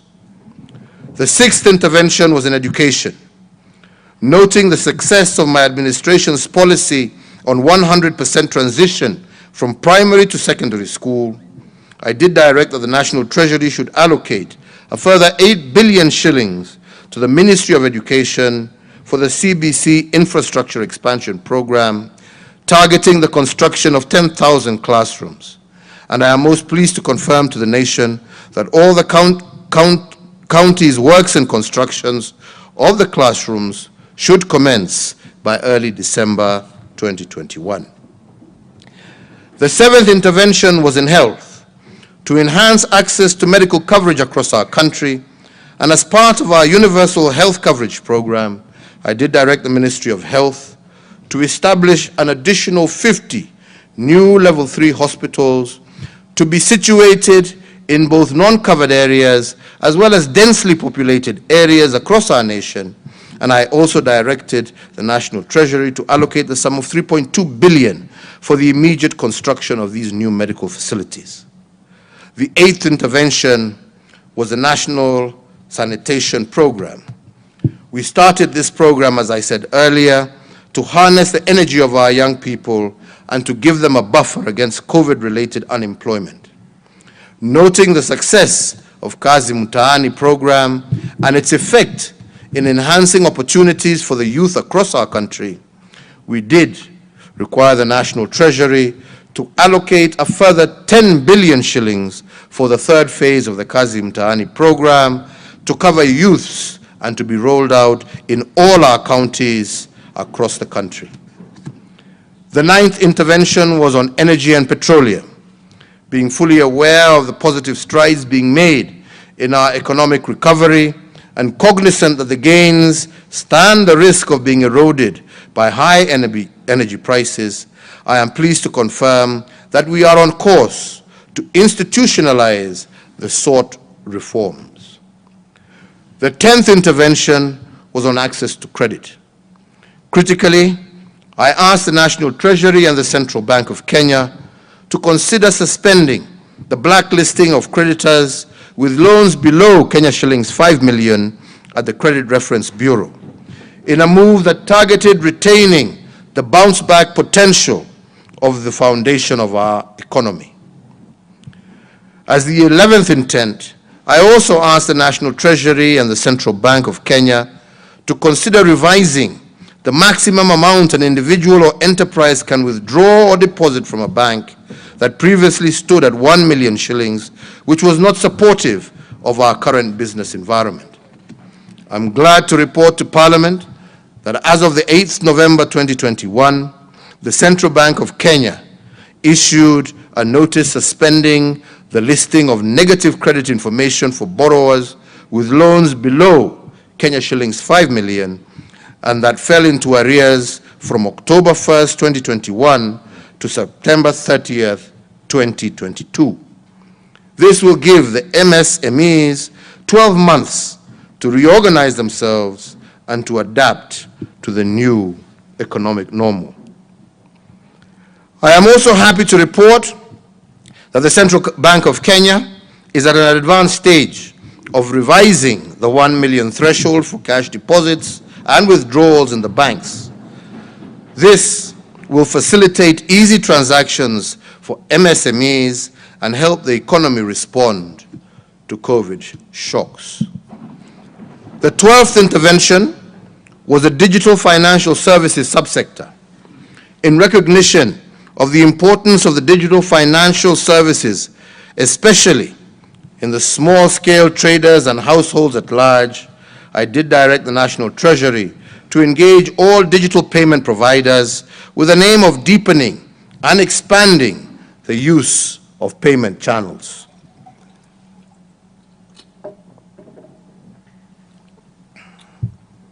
The third intervention was two-pronged. One in the area of vaccination against COVID-19 as part of our national response to the COVID-19 pandemic.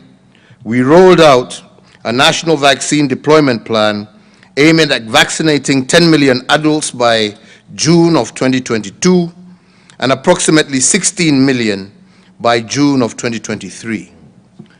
With regard to the COVID-19 vaccine production, we have set out to implement the lessons of self-reliance, which was one of the key learning points of the pandemic. As the first step towards this goal, we established the Kenya Biovacs Limited, a venture that would locally produce anti-COVID-19 vaccines. I therefore directed the Ministry of Health to operationalize the company to form and fill an eventual manufacture of our locally produced vaccines by Easter of next year. Honorable members, ladies and gentlemen, at this point I would like to take special note of the resilience of our revenue collection systems under the Kenya Revenue Authority. For the first time, KRA has exceeded its revenue collection target despite the COVID stress over the economy. The KRA projected a Kenya shillings 1.5 trillion collection in tax during 2020. They collected Kenya shillings 1.67 trillion, which was in excess of their projected intention. But on this note, I must report on the sterling performance of KRA, not only under the COVID duress, but in the last 8 years of our administration. In the last eight years, KRA has collected Kenya shillings 10.8 trillion cumulatively in revenues. This means that in just 8 years, KRA has collected the equivalent of Kenya's total GDP. It also means that on average, KRA collected 1.3 trillion shillings every year. Honorable speakers, honorable members, to accelerate the turnaround of our micro, small, and medium enterprises under the ease of doing business government agenda, my administration has implemented remarkable reforms over the years. These measures have not only improved the country's business climate, they have also mitigated the challenge and bottlenecks impacting business. The key reform that we have implemented include the full automation of business registration services, re-engineering of the application for power, water, and sewer connection, and the automation of the land registration process. In addition, we have adopted e-payment, e-filing, and e-service at the commercial divisions of the High Court and fully operationalized the Small Claims Court, which has seen disputes involving SMEs, mostly our young people, being resolved within a record 60 days and thus freeing capital locked up in legal disputes. Equally important is the full automation and streamlining of the payment of taxes in order to ease the burden of compliance and the redesigning of the import and export processes, which has reduced the cost while improving efficiency of our ports, among other notable reforms. Mr. Speakers, as an affirmation that our reforms on ease of doing business are bearing dividend, just last week we scored a global first with the President of the European Investment Bank, who was in the country to witness the official opening of the European Investment Bank's first regional hub outside the European Union. The Nairobi Regional Hub will cover 11 countries in Eastern and Central Africa and will act as a pilot for the setting up of other EIB regional hubs into the future. This speaks to our administration's agenda to position Nairobi as an international financial center. But an even better example of COVID resilience is the strengthened relationship between the national and county governments.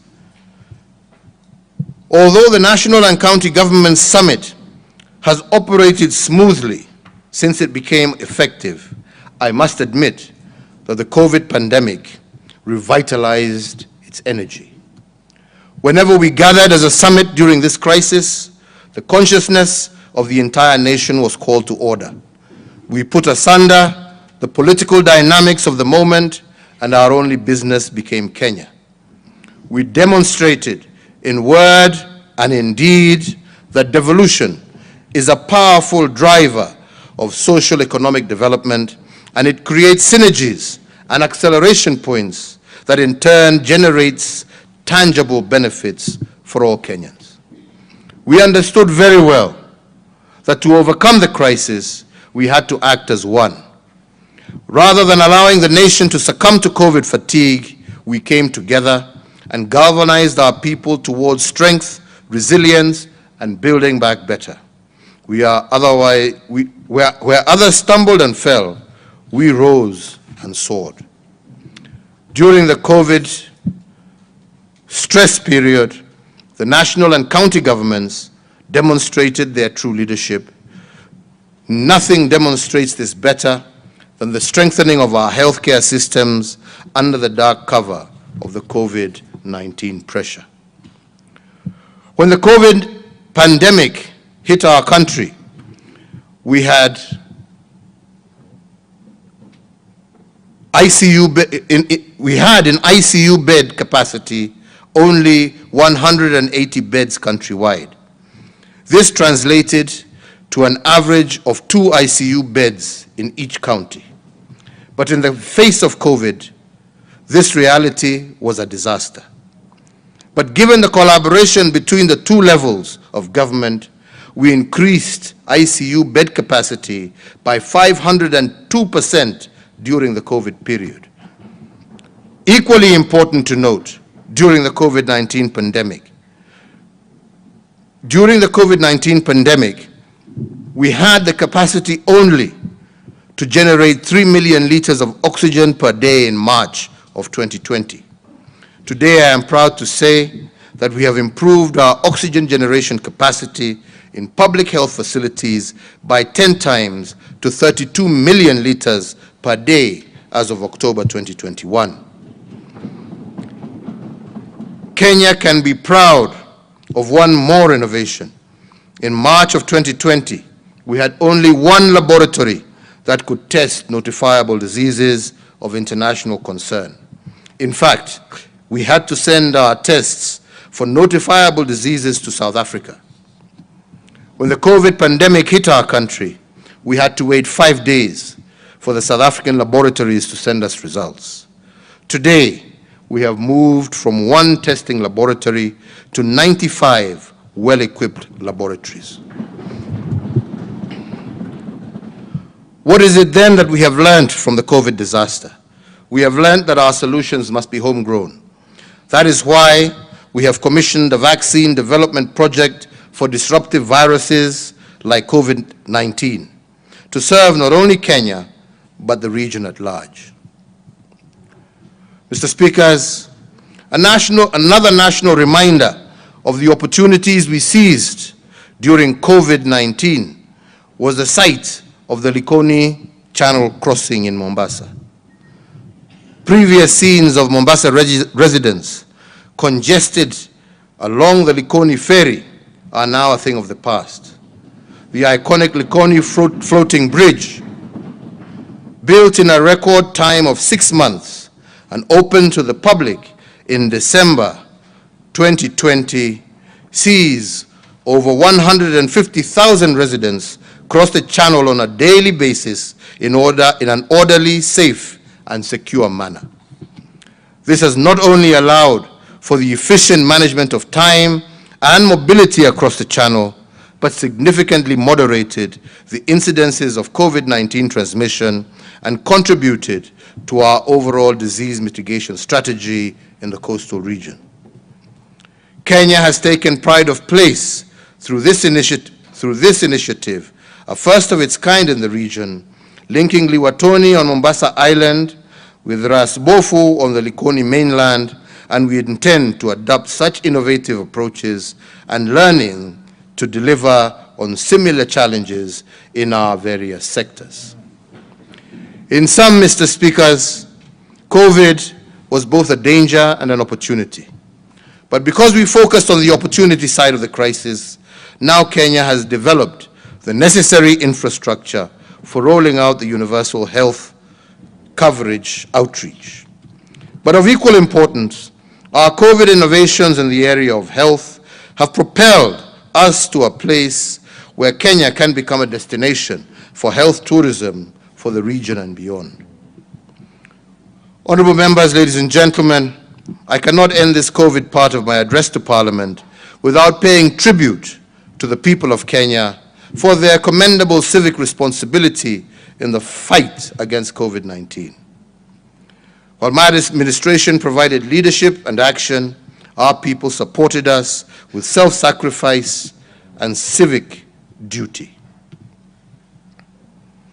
As you will recall, very early in the pandemic, I did warn our people that the government cannot police the morality of its citizens. I warned that in a war against an invisible enemy like COVID, our former way of life would have to be adapted to a new normal where every Kenyan was his or her neighbor's keeper. In this new normal, citizens do not fight for liberties, they scramble for survival.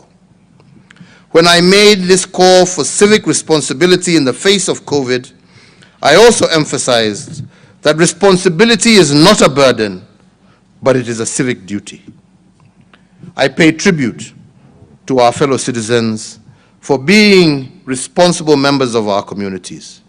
And indeed, as our forefathers stressed time and time again, our greatest strength will always be our unity. Today, I am happy to report that despite the challenges and immense pressures and limits on our way of life, Kenyans did rise to the task and acted responsibly. Where others were reluctant, Kenyans gladly sacrificed for the good of the whole. For that reason, we were able to bend the curve and prevent the worst case scenarios. And due to this, and after careful consideration, during the Mashujaa Day celebrations, I lifted the curfew and restriction of movement countrywide.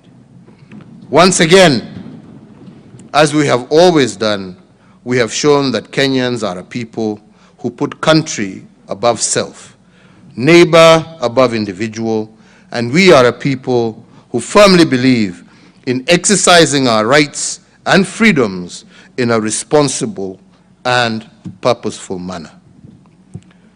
While a few battles have been won, the war against COVID is not yet won, and we cannot rest on our laurels. Now more than ever, we are faced with yet another variant of this coronavirus, the Omicron variant that is said to carry a higher risk of infection. This variant may explain infection rate spikes that we are witnessing across the globe. I did pledge to the nation in June of this year that by Christmas we would have over 10 million adults vaccinated. As of today, we have achieved a target of 7.1 million Kenyans, up from 5 million as announced on Mashujaa Day in October 2020. Mr. Speakers, to fortify our national resolve against COVID-19 and in honor of all those Kenyans that we have lost to the disease, I do urge today all Kenyan adults to visit their nearest medical facility to receive their COVID-19 vaccinations. The COVID-19 vaccines are in stock across our country and in all our counties, and already with a daily average rate of over 100,000 vaccinations, we have a much smaller target to meet within the next 25 days. I therefore once again call on all Kenyans to rally under the call of 25 days to Christmas to secure their vaccinations, to meet and surpass the target that we set ourselves. And I invite the media in all its various forms to use their platforms to perform the social good and promote the vaccination campaign. This new variant's profile, as for now, remains unknown. It is therefore better to err on the side of caution. By receiving our vaccinations, we will have played our part in securing not only our own lives, but also in protecting the lives of those around us. Let us be responsible in this endeavor. That shot in the arm is the most powerful weapon against the disease that has ravaged the world. That shot in the arm of every adult Kenyan will also be a shot in the arm for our economy and our social institutions. It ensures that we can conquer, that if we can conquer and put this disease aside and fully return to normal, we can continue on our growth trajectory. No Kenyan should hold back from this perfectly safe and free way to protect yourself, your family, your neighbors, your colleagues, and the nation at large. Let us tear down this disease, ladies and gentlemen. Mr. Speakers, throughout our history, the collective task of nation building has been guided by the shared aspirations of eradicating the indignities of ignorance, disease, and hunger. This was the vision that fueled our struggle for independence. Post-independence, every Kenyan generation and every administration since has sought to do all within its means to finally slay the three-headed monster that has plagued us for over many centuries. To steer the nation towards a path for the realization of these aspirations, the people of Kenya entrusted the responsibility of actualization of that vision on the elected and appointed state officials and officers to whom the powers of our nation have been delegated to.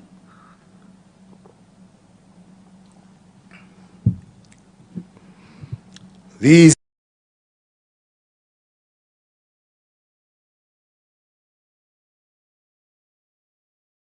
seven members of the Senate and 2,240 members of the county assemblies. We are many, but we must act as one.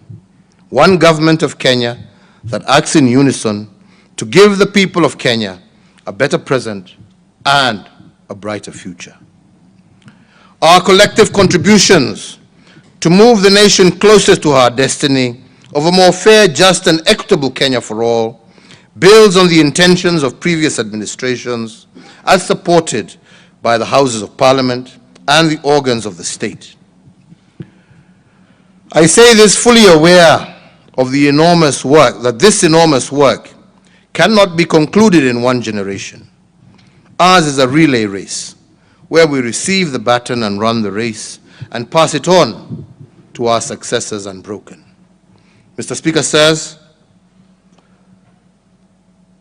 the most notable intergenerational quest is what inspired the Big Four agenda as a strategic guide for my second term in office. To do so, my administration and our colleagues in both tiers of government had to make commitments towards a transformation in four key areas of intent. The first one is liberating our people from the poverty of dignity caused by inadequate services.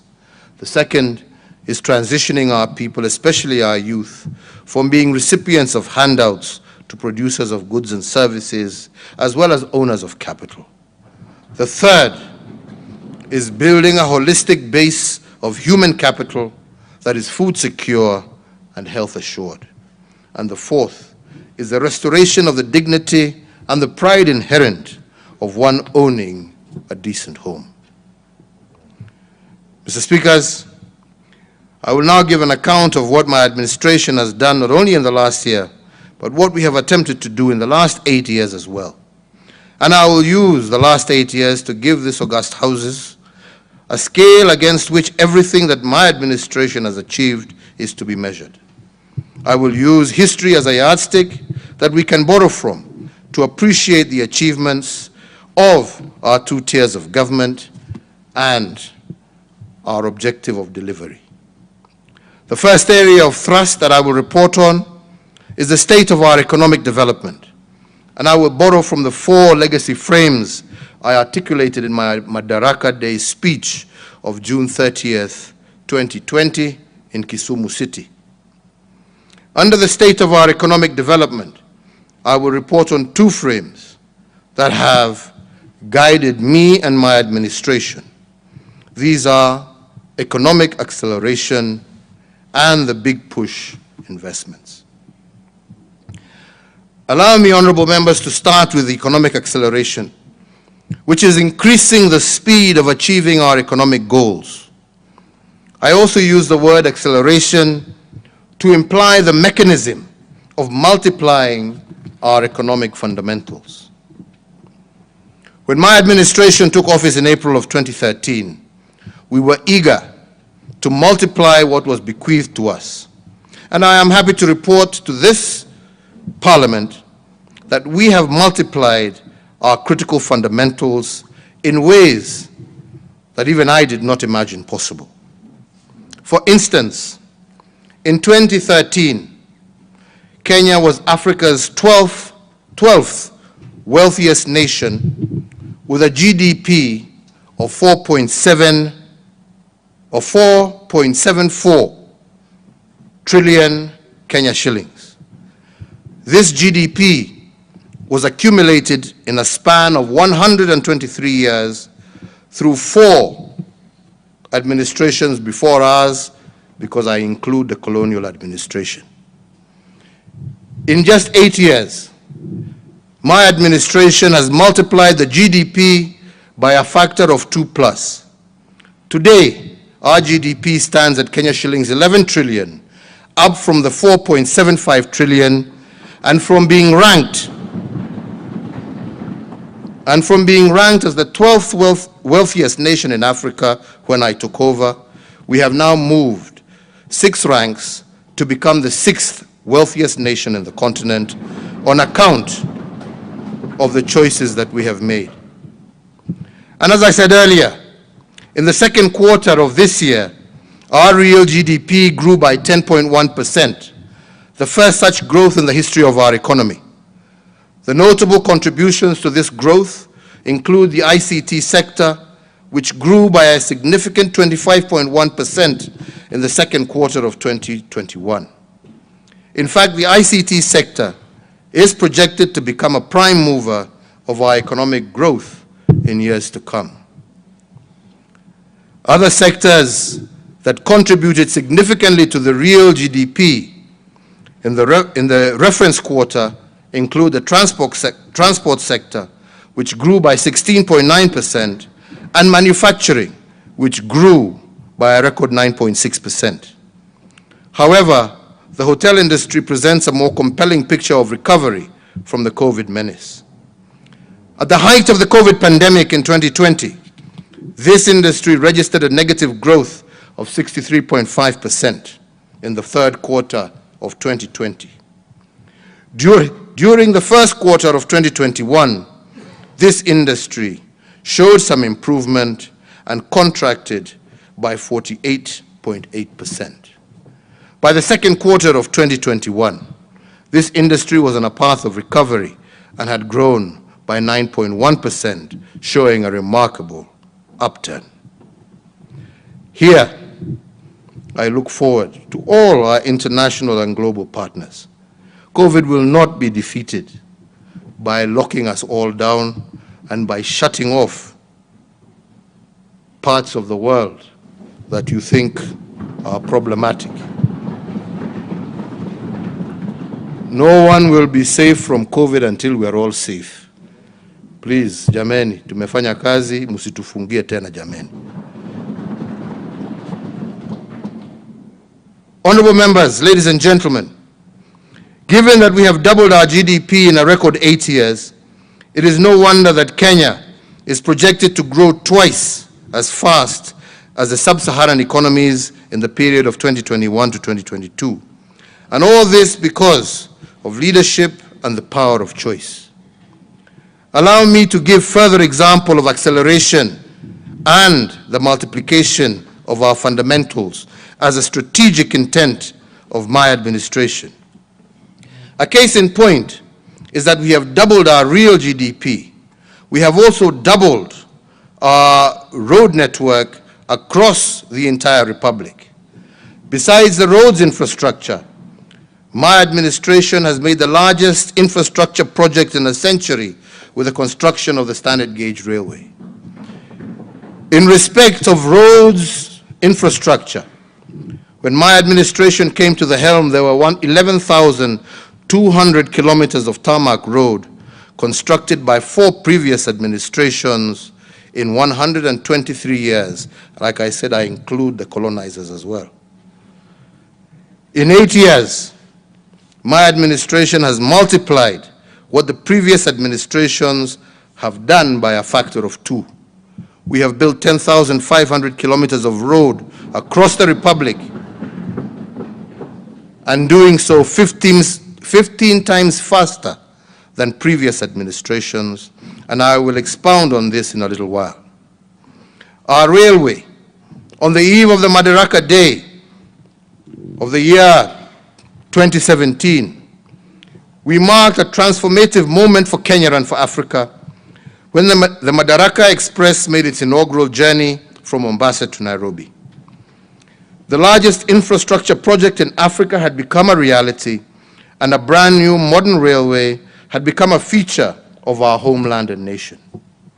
Since then, the way we travel to Mombasa has been redefined, with Madaraka Express having served over 6,495,000 passengers, while our cargo gets to the stores of our enterprises efficiently and on time, with a record of 17.6 million tons of cargo transported from the 1st of January 2018 to yesterday, the 29th of November 2021.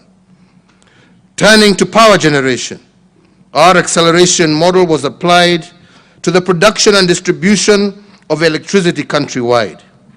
When I took the oath of office in 2013, Kenya's total grid was 1,300 megawatts. But 8 years later, Kenya's total grid has doubled and now stands at 2,600 megawatts, and this translates to approximately 325 megawatts installed every year under my administration. It means that for every year, we have installed 325 megawatts since 2013. Previous administrations installed a combined average of only 12 megawatts per year. Put differently, in 8 years, we have generated 40 times more power per year compared to the past. It is worth noting, honorable members, that 73% of this power is green. In fact, Kenya is leading the African continent in the generation of green energy. But this is not the only thing in Kenya. It's not the only thing which Kenya is leading the continent. I am proud to report that we have connected more power than in any other part of the country in just 6 years. In fact, Kenya is the leading country in Africa with respect to household connection electricity. In the 8 years, we have connected 1.7 million more homes. No, sorry, we have connected 1.7 million more households than Egypt. Similarly, we have connected as many households as South Africa and Nigeria combined during the 8 years of my administration. In real terms, only 2.3 million households had been connected to power when I took over in 2013. In 8 years, we have tripled this number by connecting an extra 6.3 million households. Put differently, and guided by our acceleration model, we have connected approximately 787,000 households every year on average, and with 2,000 connections a day since 2013. By any measure, this acceleration is noteworthy. Besides access to electricity, my administration has embarked on implementing the recommendations of the Presidential Task Force that established a pathway for the reduction of the cost of electricity by 30% by the end of this year. Mr. Speaker, we are tearing down all barriers that deny Kenyans an opportunity to lead a dignified life. Now I turn to devolution and how my administration has used the acceleration framework to multiply the economic fundamentals of the counties. As the first president to implement the 2010 Constitution, the task of rolling out devolution fell squarely on me. And although the letter of the Constitution provided for a phased approach to the devolution of functions to counties, the spirit of the Constitution suggested an urgent Big Bang approach in creating the devolved structures. This meant giving county governments political, administrative, and financial autonomy all at once. And we were to do this without the luxury of a strategy, dry run, to determine whether the Big Bang approach would work. Fortunately, Article 187 of the Constitution gave us 3 years to execute this constitutional instruction. While 3 years was a fair period to achieve the Big Bang effect of transferring functions to fragile counties, my administration chose an even bolder path. Driven by our acceleration doctrine, we chose to transfer functions to the county structures in 1 year instead of the constitutional threshold of 3 years. And because we were committed to the success of the county's structures, we followed our accelerated devolution of function with 2 critical drivers. One, we undertook a massive transfer of highly skilled civil servants from the national government to the county governments. And this battery of highly trained personnel was meant to give county governments a head start. And they did so in terms of setting up the county public services, including their operating structures and systems. 2, within the first year of my tenure, my administration increased the equitable share allocation to county governments from the constitutionally mandated 15% to 32%.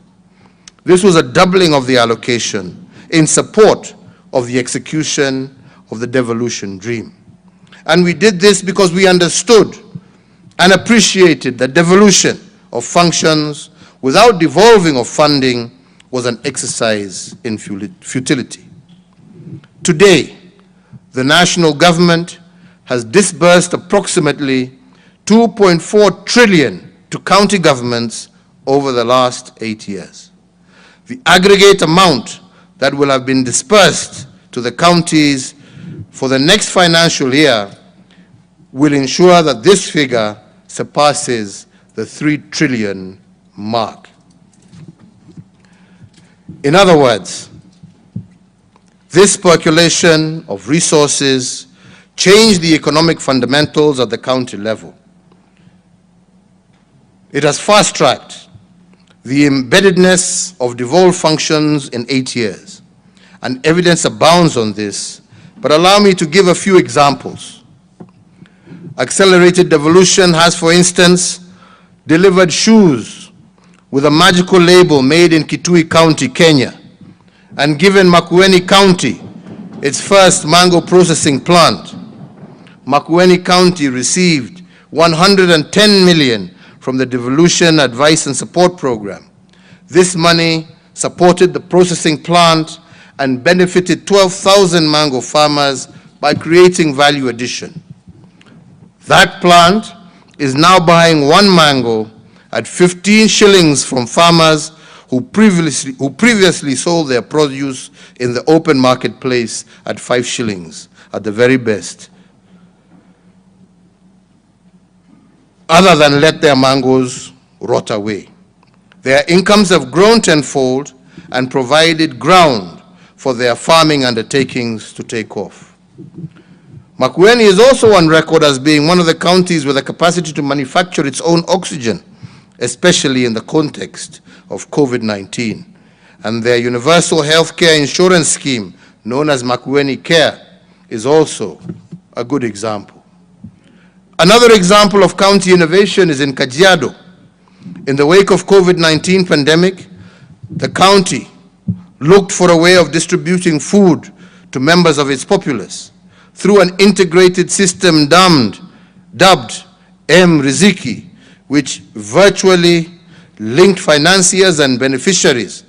30,000 households of their population in Kajiado were able to receive food using the system in 2020. M-Riziki saved the county the logistical nightmare of transportation, and the digital platform also ensured that shopkeepers who partnered with the county to provide goods remained in business during the COVID duress. This innovative approach in distributing relief food closed off avenues of corruption and created highly efficient ways of delivering services to the population. Honorable members, there are many more testimonials on how accelerating the formation of county structures and supporting them with skilled personnel, resources, and legislation has embedded devolution in the last 8 years. Once sleepy towns across the country have now roared back into life, driving not just grand infrastructure projects, but also tangible increases in household incomes of ordinary Kenyans. Mr. Speakers, as devolution takes root, and as an affirmation of the equitable development we continue to enjoy, and in keeping with the resolution of the Senate, I will tomorrow, the 1st of December 2021, have the high privilege of conferring on Nakuru Municipality city status. Nakuru City will join Kisumu, Mombasa, and Nairobi as cities, and with their reputation as East Africa's cleanest town, all of Kenya looks forward to Nakuru City growing by leaps and bounds.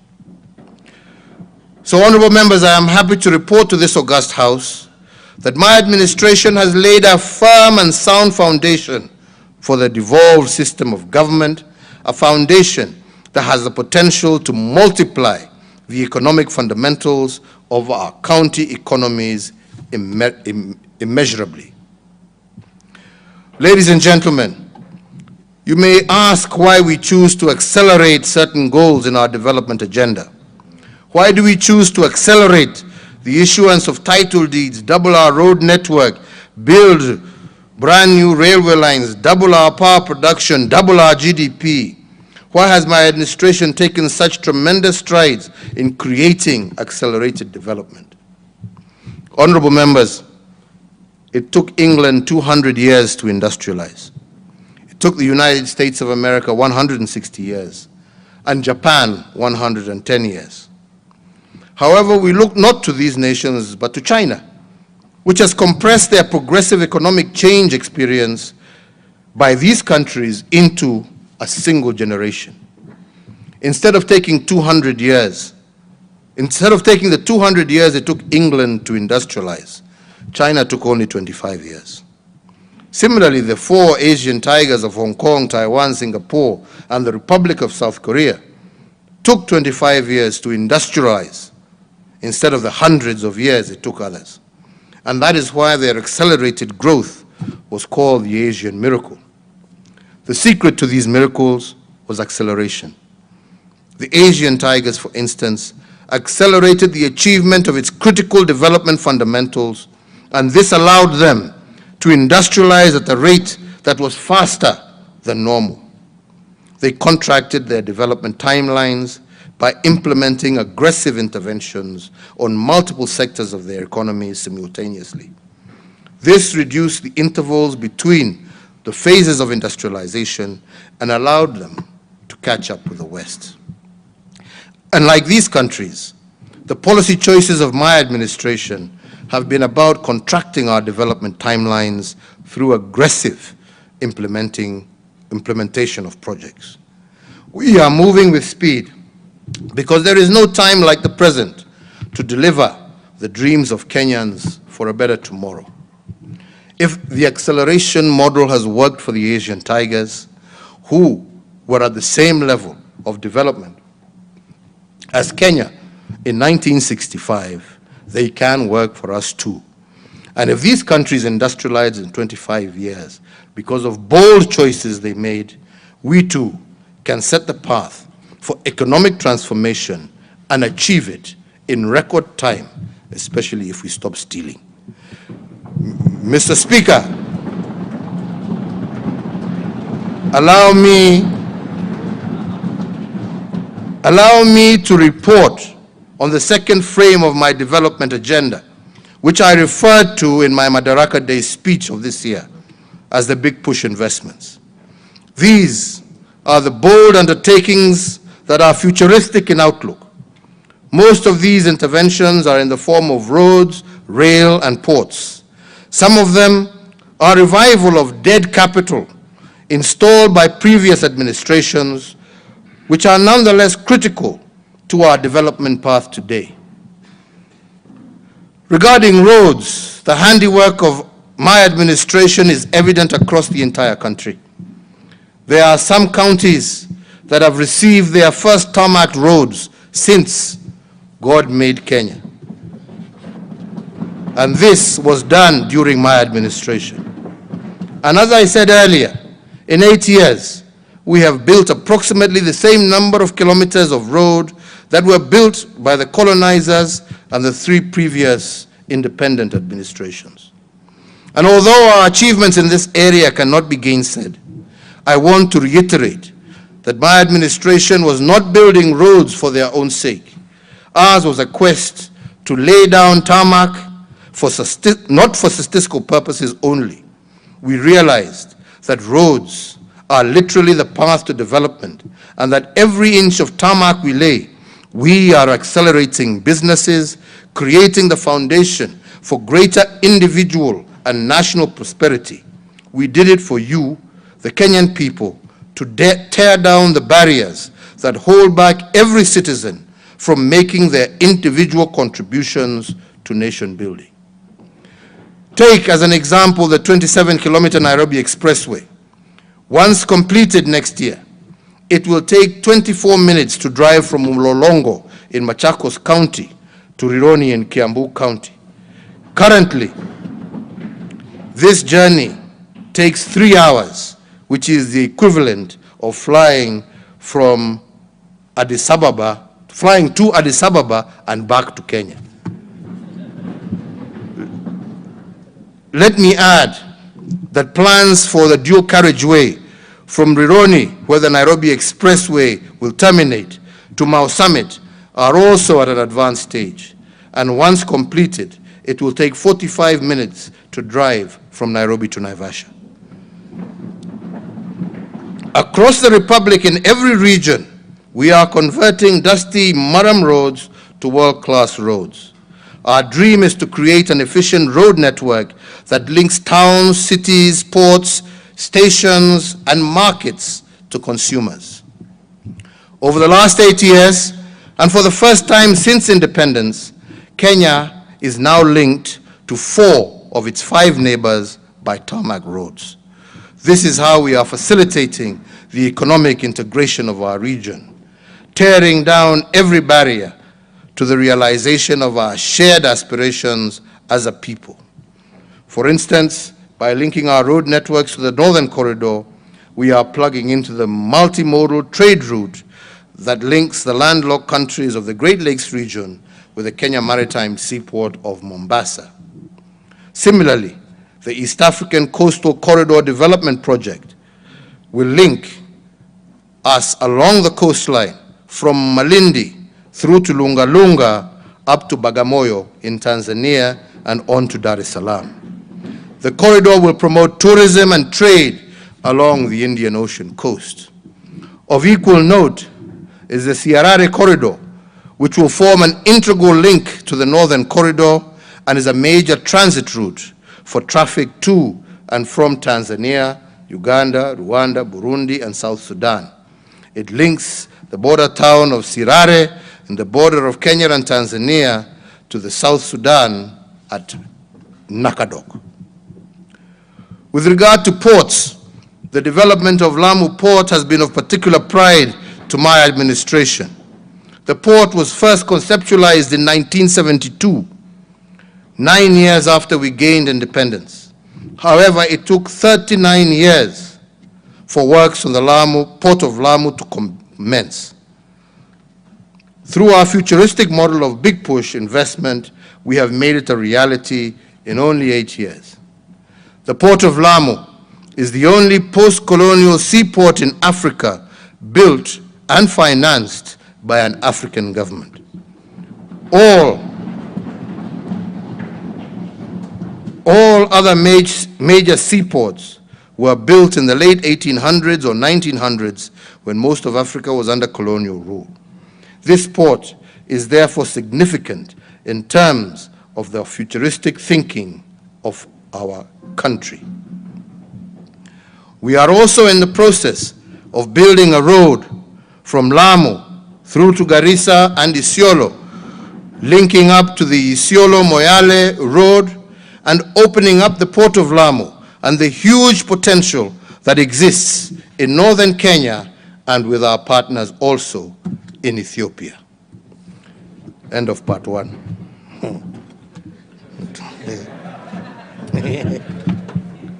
Interval.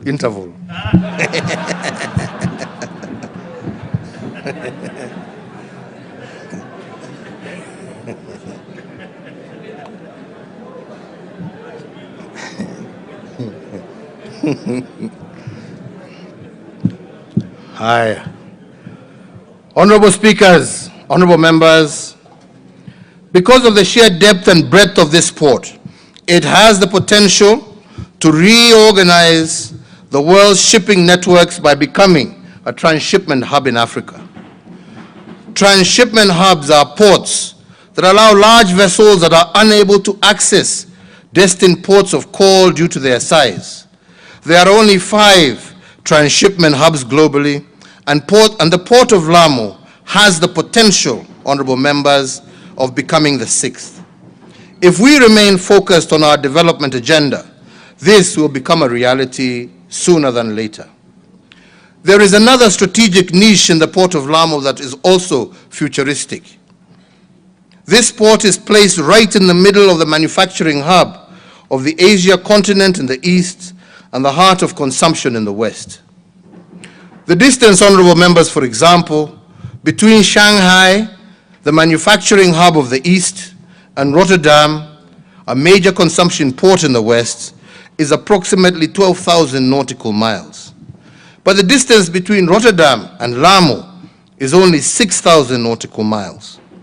If we were to make the coastal region an outsourced manufacturing hub for Western products, the port of Lamu has the potential to cut the price of these products by half. And this would be based purely on shipping costs because the port of Lamu is half the distance to the west compared to the port of Shanghai. If we are to see the port of Lamu through these futuristic lenses, we will exploit our geographical advantages to make an imprint on global trade. Another big push investment that we have made in support of regional trade through our ports is the expansion of the Kipevu oil refinery and oil terminal. For 128 years, Kenya has served the 5 countries of the region using only one oil berth at the Kipevu oil terminal. This single oil berth could only handle 1 vessel at a time, and for the most part, it took 1 vessel days to offload its fuels. This meant that other vessels in the queue to offload had to wait, incurring huge demurrage charges and penalties by oil marketers. The resultant cost of these inefficiencies are borne by the Kenyan consumer, which overall makes our economy uncompetitive. This year alone, we lost an average of 1 billion shillings in the first 4 months in demurrage at the old Kipevu oil terminal. To tear down the barriers that make our country uncompetitive, we have now put in place a new oil terminal that I shall be opening soon that will accommodate up to 4 vessels at a time, and instead of taking a whole day of loading fuel, each of the 4 vessels will take 5 hours to offload their fuel cargo. This means that every terminal will have the capacity to handle over 20 vessels a day. Put differently, if the old terminal handled 300 fuel vessels per year on average, the new terminal has the capacity to handle 7,300 vessels annually, coupled with the improved transportation system connecting Kenya with its neighbors, the expanded capacity will boost our regional trade as well as remove the cost of demurrage and penalties that the Kenyan consumer has to pay. Mr. Speaker, one of my administration's key priorities has also been to revive state undertakings that have been designated as dead capital.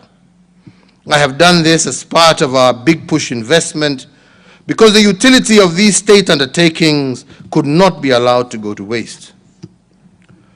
To increase the speed of reviving this dead capital, I elected to use the Kenya Defence Forces because of their unity of command, military efficiency, and reasonable pricing. As an example, after KDF took over the Kenya Meat Commission, they turned it around in just a few months. Whereas previously, it took farmers 4 years to be paid, they are now paid in 72 hours. KMC has resuscitated the outlets that KMC have, collecting today approximately 1 million shillings every day. Previously, this outlet collected 8,000 shillings daily. Mujiulize hiyo pesa ingine ilikuwa inaenda wapi? This 1 million translates to 30 million every month and Kenya shillings 3.6 billion annually in just one outlet. Before September 20th, such revenue would have been impossible because slaughtering was limited to a few or no animals in a month. To enhance further the profitability of KMC, we have linked it to another dead capital that my administration has revived, the meter gauge railway from Nairobi to Nyanyuki, which has been revived under the KDF. The KMC is now using it to transport more than 200 animals weekly. Another aspect of the KMC re-engineering supply chain is the relationship with the Wasinyiro South Development Authority. This authority has a tannery and leather factory, which the KMC has been supplying with hides and skins. Although the factory is still not yet complete, it has so far produced about 840,000 square feet of finished leather, partly from KMC supplies. And once complete, it is expected to produce over 1.2 million square feet of finished leather per year. Apart from the revival of KMC, the Nairobi-Nyanyuki Railway, in partnership with the Kenya Railway Corporation and KDF, has revamped the 217-kilometer Nairobi-Kisumu Railway, a railway that had been abandoned for over 2 decades. But today, it now boasts 18 stations, 46 bridges, and 27 viaducts. Together with the revival of the port of Kisumu, revamping the railway line is meant to enhance connectivity with our neighboring countries who depend on Kenya for their transportation of their imports and exports. Another uplifting story of revival of dead capital is our big push investment in the port of Kisumu and the reconditioning of MV Uhuru vessel. To transport fuel prior by road from Kisumu or Eldoret to Uganda took 72 hours because of the long queues at the Malaba border.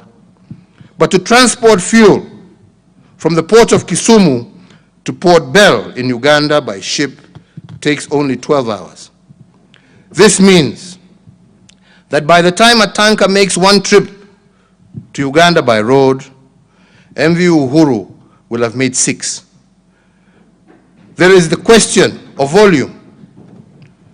One tanker carries 20,000 liters of fuel, but one wagon abroad, MV Uhuru, carries 60,000, which is 3 times the size of a tanker.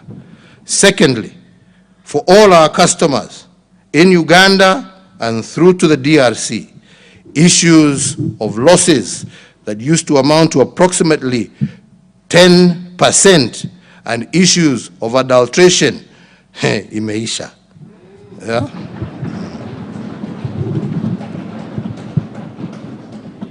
To date, we have transported over 80 million liters of fuel across Lake Victoria to Uganda.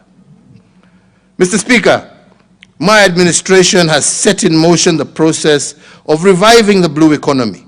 A blue economy strategy is set to reclaim all fish landing sites is in place, and we have set up a Coast Guard to secure our maritime assets, and we have come up with a legal framework that will ensure that all fish caught in Kenyan waters are landed in Kenya. It is worth for Parliament to note that in the 1990s, Kenya used to process 5% of the global loin tuna catch. This was produced by a company known as Wananchi Marine Products Limited, based in Liwatoni in Mombasa. When this company, for reasons, collapsed, Kenya's tuna was extracted by other countries and resold in foreign markets. Inability to export our tuna resources has seen Kenya lose a potential revenue of Kenya shillings 3 trillion since 1982, when the exclusive economic zone was set up by the United Nations. And to revive this dead capital, my administration formed the Kenya Fishing Industries Corporation in 2019 to regulate the exploration of Kenya's maritime and fish products. This corporation took over from the defunct Wananchi Marine Products, and it is in the process of setting up marine landing sites and processing plants in Lamu, Shimoni, and Liwatoni. Once fully operational, the goal is to land 300,000 metric tons of tuna every year and to employ a workforce of approximately 60,000 people. This industry has the potential to rake in for Kenya 200 billion shillings. Overall, as we seek to improve our infrastructure, our commitment to sustainable development is uncompromising. It is the solemn duty of present generations to consciously conserve their natural beauty, ecological splendor, and pristine environment that we received from our forefathers and from generations before them. And this to pass on to future generations in as a good state as we can, unbroken as it was given to us, if not in better condition. In this regard, I note with satisfaction that our Greening Kenya campaign continues to gain momentum, and as a result, approximately 71,794 kilometers squared of our homeland is currently constituted of tree cover, representing 12.12%, while 52.279 kilometers squared of our country is under forest cover, which represents 8.83, up from 6% previously. Mr. Speakers, we are indeed on course to meet our target of 10% forest cover by the year 2024. For trees are without doubt the lungs of our nation. Mr. Speaker, now I turn to the third frame, which I have used to organize the achievement of goals in my administration. I call it the restoration of dignity, and it is a campaign against the three enemies identified by our forefathers, that of ignorance, poverty, and disease. The founding fathers of our nations defined dignity as freedom from want and freedom from fear. They taught us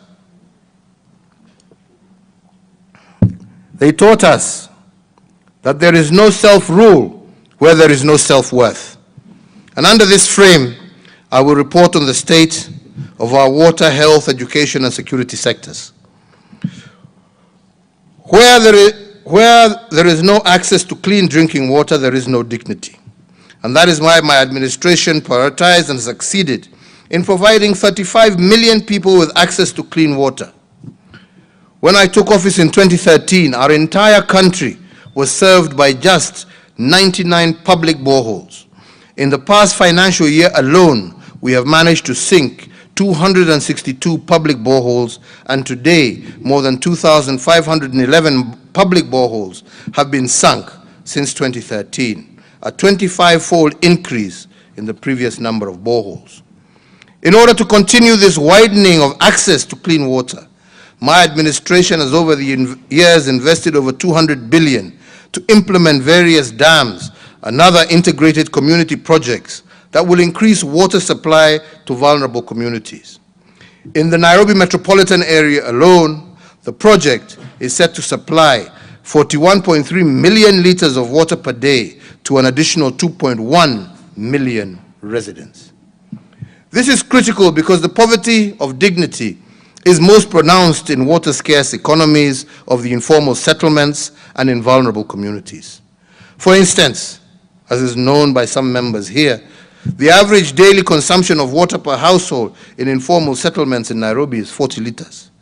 If the price of 40 liters is 40 shillings, a household will have to spend 1,200 shillings per month buying water alone. This is 20% of the income of an average family in most of our informal settlements. And for the most part, the price of water has been higher than that of rent. The poverty of dignity is well illustrated when one considers that the price of water for the rest of Nairobi is Kenya shillings 46 per 1,000 liters. Put differently, the dwellers of our informal settlements have been paying 25 times more for water compared to the rest of Nairobi dwellers. And this is why the Nairobi Metropolitan Service has set up 1,600 water points in all our informal settlements to supply free water to the residents. This initiative has saved dwellers of these settlements up to 20% of their incomes and approximately 1,200 shillings per household, and this is what I call freedom from want. Mr. Speaker, one of the most indignifying challenges of our people has been the high cost of healthcare. There are many testimonies of how families have had to sell ancestral land to cater for high medical bills.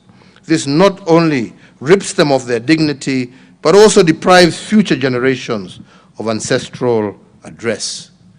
The objective of my administration is to end this by providing 100% universal health coverage for essential health services by starting this year. The constitutional right to health care is the element that my administration has been consistently working to fulfill by investing in health facilities, medical equipment, and human resources for health. Our success in this area has been lauded internationally. According to Healthcare Index, which gives a single measure of the state of each country's health system based on data provided by the World Health Organization, Kenya today ranks third behind South Africa and Tunisia among the most improved health systems in Africa in the year 2020.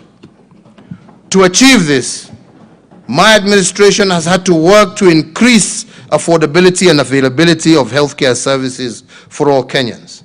Access speaks to the geographical availability of healthcare facility services, affordability to both the cost of healthcare services and the ability of Kenyans to pay for these medical services. And availability speaks to the extent to which our healthcare facilities have the necessary resources to meet the health needs of Kenyans. In terms of access to healthcare, when my administration took over in 2013, the number of health facilities across the country stood at 4,430. My administration, in conjunction with county governments, has increased our medical facilities by 43% by building an additional 1,912 new hospitals in the last 8 years. This is an average of 239 new facilities per year. In context, in previous 118 years, only 4,430 hospitals had been built in Kenya, an average of 37 hospitals per year. We have built, during that period, 6 times more hospitals than over all the 4 previous administrations. To increase access to specialized medical services and to decongest Kenyatta National Hospital, my administration has upgraded 2 hospitals to referral status during my term.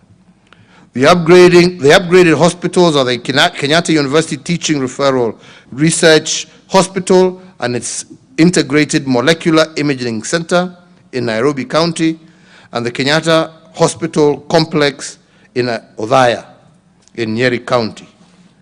The Othaya Annex is currently serving 8 countries in the central Kenya region. To ensure that access to health care is cascaded to the lowest administrative unit, Level 5 hospitals have also increased by 44%, Level 4 hospitals increased by 9%, Level 3 hospitals by 34%, and Level 2 hospitals increased by 49%. Regarding affordability of health care, my administration has consistently increased the annual allocations to the Ministry of Health.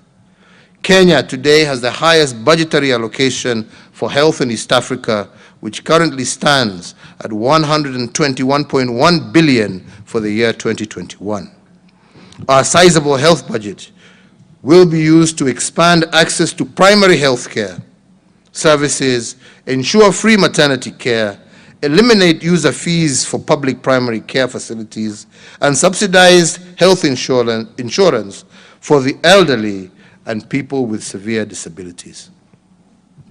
My administration has also allocated 900 million as conditional grants to support the implementation of free primary health care in all our 47 counties. The highest allocation in conditional grants was to Rift Valley region at Kenya shillings 247.19 million Kenya shillings. The NHIF Super Cover launched in July of 2015 is another initiative of my administration to guarantee affordability of healthcare. Through this cover, dialysis patients and cancer patients are able to pay for their treatments locally or abroad where the specific treatment is not available in our country's public hospitals. In the financial year 2019-2021, NHIF managed to pay for 4.4 million hospital visits, covering 1.4 million cases of inpatient and 3 million cases of outpatient services. This in turn saved Kenyan households approximately 54.9 billion in financial losses brought about by health-related issues. With a monthly subscription of Kenya shillings 500, the NHIF Super Cover has become Kenya's largest and most reliable, accessible, and affordable medical insurance cover. Over the last 8 years of my administration, NHIF's membership has steadily grown. So far, the total NHIF membership stands at 10.5 million members, up from just 4 million members in 2013.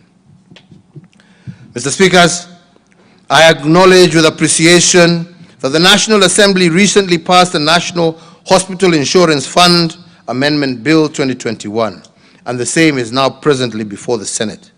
I today urge through you, Mr. Speaker, that the Senate expedite the consideration of this bill so that in the life of this House, we can all join in ushering in universal health coverage for all our people. Mr. Speaker, honorable members, let us tear down the barriers that inhibit our quest to deliver quality health care for all Kenyans. To improve the standard of health care facilities, my administration has boosted bed capacity, improved access to medical equipment, and increased the number of medical training schools. In 2013, for example, the total bed capacity in public health facilities stood at 56,000 hospital beds.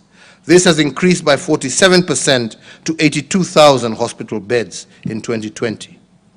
The northeastern region of our country has experienced the highest expansion in hospital bed capacity, up from 2,443 hospital beds in 2013 to 4,566 hospital beds in 2021. This is followed by the Nyanza region, which has experienced an expansion in bed capacity of 63%, from 9,249 hospital beds in 2013 to 15,054 hospital beds in 2020. Nairobi has also experienced an expansion of 57%, from 7,866 hospital beds in 2013 to 10,399 hospital beds in 2021. Through the Managed Equipment Service project, my administration has supplied 1,241 pieces of specialized medical equipment, with 113 hospitals being equipped in 47 counties at a cost of Kenya shillings 43 billion. In 2013, when I took over, there were only 26 dialysis machines countrywide. Today, that number stands at 603 dialysis machines. These machines have thus far benefited 383,000 patients, and through the NHIF scheme, they have saved Kenyans approximately 2.3 billion Kenya shillings. Similarly, we have increased the number of radiology and imaging machines across the Republic. Using the health insurance scheme, this has benefited 4,534,000 patients and saved Kenyans a total of 47.6 billion.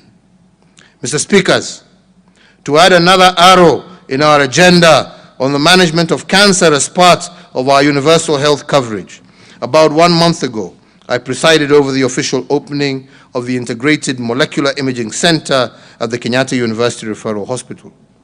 The groundbreaking facility is not just the first of its kind in Kenya, but for the entire sub-Saharan region. As a result, many of our patients suffering from cancer will now have the benefit of early detection, leading to early treatment and cure, and thus saving many, many lives. This will in turn relieve our families of acute financial stress and burden that comes with a cancer diagnosis, and the physical and emotional burden that comes along with the management of the disease. Honorable members, regarding medical training, the number of Kenya medical training college campuses has increased from 28 campuses in 2013 to 71 campuses today. This year, the number of graduates of KMTC was 3,319 compared to 111 graduates when I took over in 2013. Similarly, the number of medical doctors trained annually has shot up from 620 in 2013 to 900 medical doctors in 2021. Finally, with regard to health, my administration has prioritized the universal achievement of the right to reproductive health care as required by our Constitution. Indignity takes many forms, and the most violating forms of these indignity takes many forms, and the most violating forms of these that dispossesses mothers, and that is why my administration has committed itself to providing the highest standard of reproductive health through free maternity care. In 2016, my administration introduced the Linda Mama program, which has led to the increase of birth deliveries by skilled providers from 43% to currently 62%. This has also fostered a decline in maternal mortality rates by 26%. Under Linda Mama, all pregnant women are eligible for free maternity health care, and even those women not covered under NHIF, each mother is allocated between 2,500 and Kenya shillings 30,000, depending on whether the birth is normal or by cesarean section. Thus far, Linda Mama has benefited 5.8 million Kenyan women and has saved Kenyans 81.4 billion through the health insurance component of the program. With Linda Mama, I am confident that we can achieve the freedom from want for our vulnerable mothers, and now our children can be born in dignity.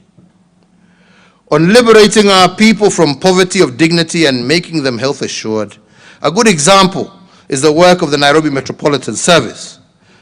During one of my inspection tours during the COVID period in Mukuru kwa Ruben, I was saddened to learn that 500,000 people were being served by a private health facility which only had 8 beds. A woman giving birth in this facility cannot be admitted for more than 2 hours. In fact, after giving birth, she had to get out in 1 or 2 hours in order to give way for other patients. The only time that she can stay for a day is if she has complications and cannot be transferred immediately by a family member to an alternative facility. This is not a problem. This is not poverty. If this is not poverty of dignity, I don't know what is. To resolve this embarrassment and to enhance access to quality health care for our fellow citizens living in informal settlements, I ordered for the establishment of 15 fully fledged health centers within the Nairobi metropolis. Among them, Mudhua Udhiru Health Center, Tasia Health Center, Gumba Madhare Health Center, Lakisama Health Center, Kayole Soweto Dispensary. Besides the 15 above, construction works are also ongoing in regard to an additional 10 facilities within the metropolis. Mr. Speaker, enabling Kenyans to have decent and affordable homes has been one of the pillars of the Big Four agenda, and the affordable housing program has been, over the last 4 years, my keen intention. We have had problems in passing legislation before this House, but I can happily say that despite this, we have seen an increase in private investment also in the housing sector, amounting to some 2.12 trillion Kenya shillings. And these investments have yielded over 186,000 housing units, a remarkable 43% increase of housing units compared to the year 2013-2017. The general prices of houses have decreased slightly, and we must continue to see what it is that we can do together to increase the amount available in terms of affordable housing. And this will therefore result in many more Kenyans being able to enjoy the dignity and pride that comes with owning a home. To institutionalize this affordable housing program into prosperity, and in partnership with some of our development partners, we have also established the Kenya Mortgage Refinance Company. This financing powerhouse provides long-term, large-scale funding to banks and SACCOs, which in turn avails these funds to home buyers at flexible and affordable interest rates of below 10%. Therefore, the dream of owning a home today is a greater possibility to many more of our fellow citizens than it was 4 years ago. But here, honorable members, there is much more that we can do. Mr. Speaker, food security is another key pillar of the Big Four agenda, and to ensure significant improvement in farm productivity and by enhancing the quality of farm inputs and reducing reliance on rain-fed agriculture. In the last year, we have seen the price of maize meal retailing between Kenya shillings 95 and Kenya shillings 105. However, despite a bumper crop in some parts of our country, due to the poor performance of the short rains in 2020 and the long rains this year, parts of our country have suffered severe drought situations, and as a result, 2.1 million of our fellow citizens are food insecure. The recurrence of drought is a phenomenon that successive administrations have grappled with little success. And even though we have made progress in the mitigation of drought, the progress has not been fast enough. So as part of our state response, we launched an elaborate framework for ending drought emergencies in Kenya. The framework focused on investing in interventions that will build the resilience of all vulnerable households to drought. This included over Kenya shillings 25 billion investments in the foundations of development of such as sustainable peace building, conflict management, water harvesting, and supply, road construction and improvement, education and training, health and nutrition services. In addition, investment in community-based resilience and drought preparedness projects has also been accelerated through the support of the national as well as county governments, as well as our development partners. The aim of this investment is to improve the livelihoods of vulnerable households by diversifying their livelihoods. As we respond to the current drought, we have commenced with a livestock offtake program and initiated support to the affected citizens in a dignified manner through the cash transfer system, which is a cash transfer system of stipends to affected families that replaces the dignity of having to queue for the distribution of food portions. Mr. Speaker, the government will continue to support all vulnerable households and will endeavor to ensure that, notwithstanding the severity of the winds of drought, that no Kenyan will die of hunger.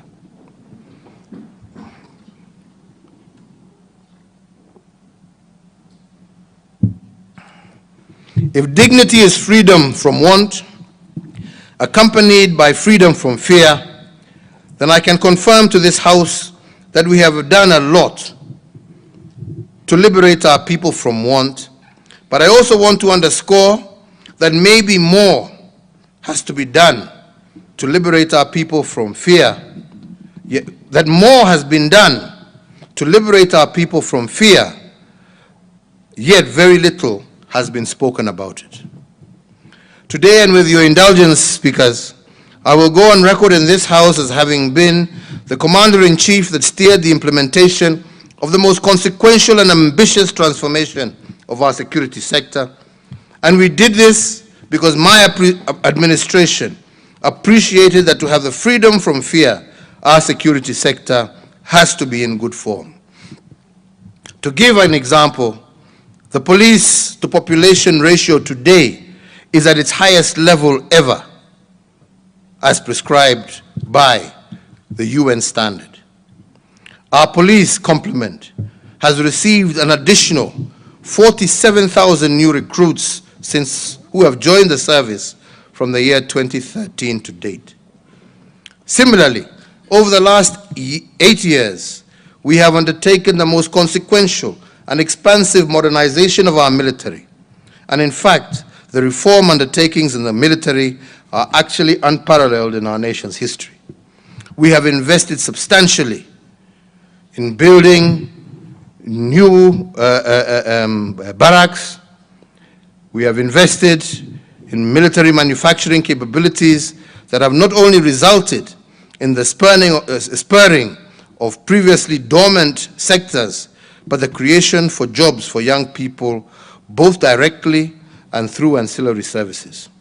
For the first time in Kenya's history, we are producing our own light weapons and military uniform and other equipment and supplies that were previously imported. We have, as a result, employed over 600 young people in these industries in high-paying, high-skilled jobs and saved our country a lot in foreign exchange. We have achieved knowledge and technology transfer for the growth and anticipated future development. And this is because I am determined to tool and to retool our security forces to the highest standards attainable, and this is the only way we will guarantee freedom from fear for our people and indeed secure our territorial integrity. Mr. Speaker, sir, on territorial integrity, I want to go on record in this House that our forefathers bequeathed us our homeland and nation. The government of Kenya will do everything possible to preserve the territory of this great republic and ensure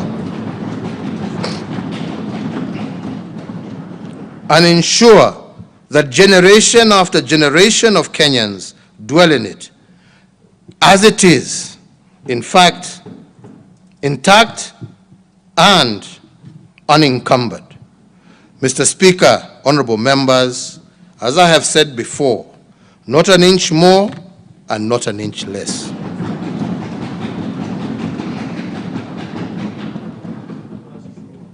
Honorable speakers, this aside, I want to say that the health of our security system is not only as good,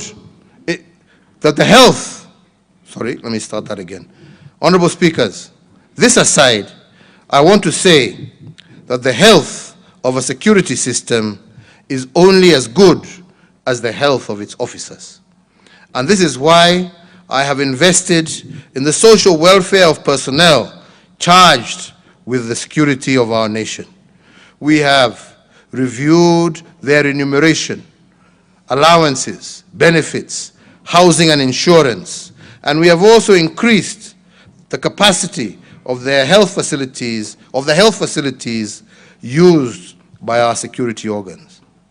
In particular, we have recently established a new level 4 hospital in Kahawa Garrison, and soon I will be in Isiolo opening another level 4 hospital.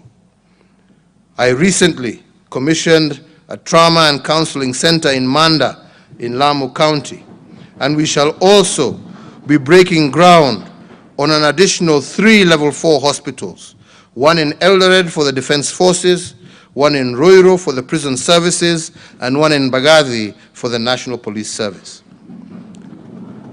The upgrade of the Forces Memorial Hospital to a level 5 facility is set to begin early next year.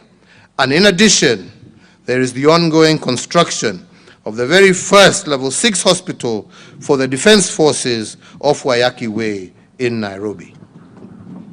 Our focus on military and police housing will further augment the social support structures that we have prioritized for our disciplined forces.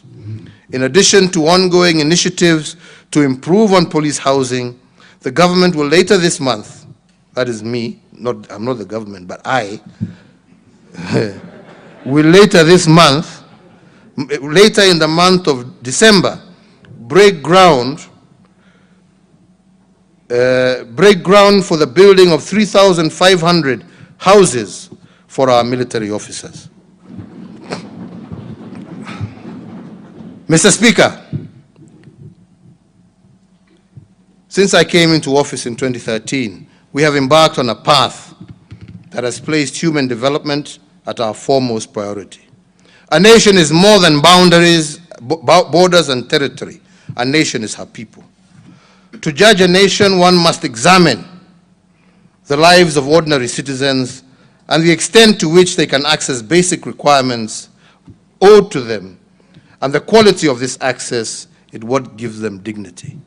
And the heart of that development of our nation is the development of a dignified citizen.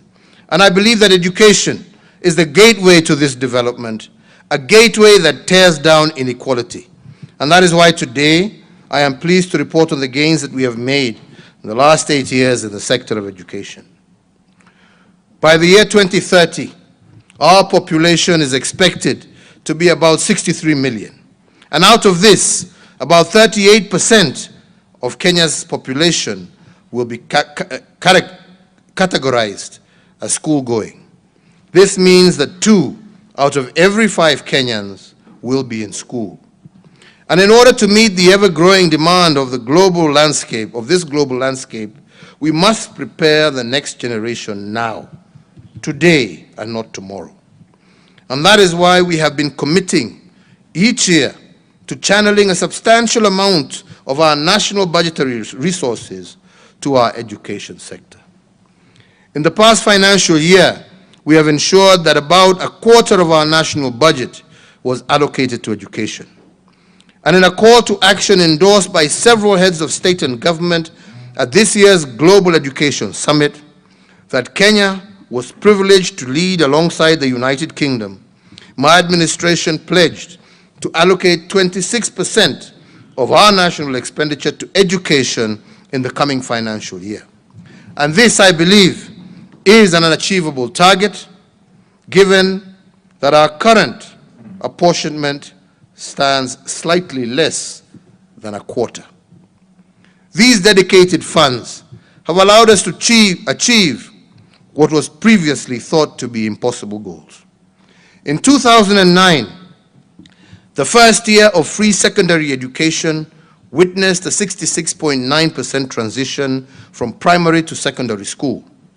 But by 2018, we had increased that transition rate to 85.5%, and today we can proudly report that we have secured a true 100% transition rate for 3 successive years in our primary to secondary system. Equally important is to note that we have now achieved the global feat of a 1-to-1 book ratio in all our public primary and secondary schools. This has improved the quality of education and reduced the cost of education on parents. To further ensure that no Kenyan child is left behind, and therefore to effectively enhance the delivery of the compulsory basic education from primary through to secondary school, I am pleased to report to the House that since 2013, we have recruited an additional 107,000 teachers, approximately comprising of 54,775 primary school teachers and 52,453 secondary school teachers. Our enhancement of manpower in these institutions of basic education by over 25% has significantly mitigated the shortage of teachers in the country and in turn bridged the teacher-to-student ratio. Honorable members, ladies and gentlemen, in order to continue with these achievements, we need to secure the entire education ecosystem. We need to ensure that there is adequate infrastructure, comprehensive policy choices, skilled educators, and a healthy learning environment. In support of this, my administration has grown the number of schools at the pre-primary and primary school levels from 3,764 in 2007 to 10,118 in 2021, and we are building an average of over 1,265 schools each year. Additionally, since 2013, the electrification of schools has been a priority, and currently over 90% of schools are connected to the grid. This has led to improved learning outcomes and enhanced utilization of technology, including modern mass media tools in the classroom. Another critical plank is education reforms, is securing the large tenure of our educational institutions. The founding technocrats of our nation did not envision a situation where secure tenure for schools would be an issue in the future. And that is why they never secured the title deed for our schools. But today we know different. Our school titling program, therefore, has become increasingly important. As of 2015, only 4,900 schools had been titled since independence. Today, over 12,000 schools out of a total of 32,354 have been issued with title deeds because of a multi-agency effort. In guaranteeing public schools their titles, my administration has upheld the fundamental right of education and initiated a process to ensure that there is no school sitting on land that it does not own. Yeah. Jaribu kukatakata jameni, hata mimi nimechoka.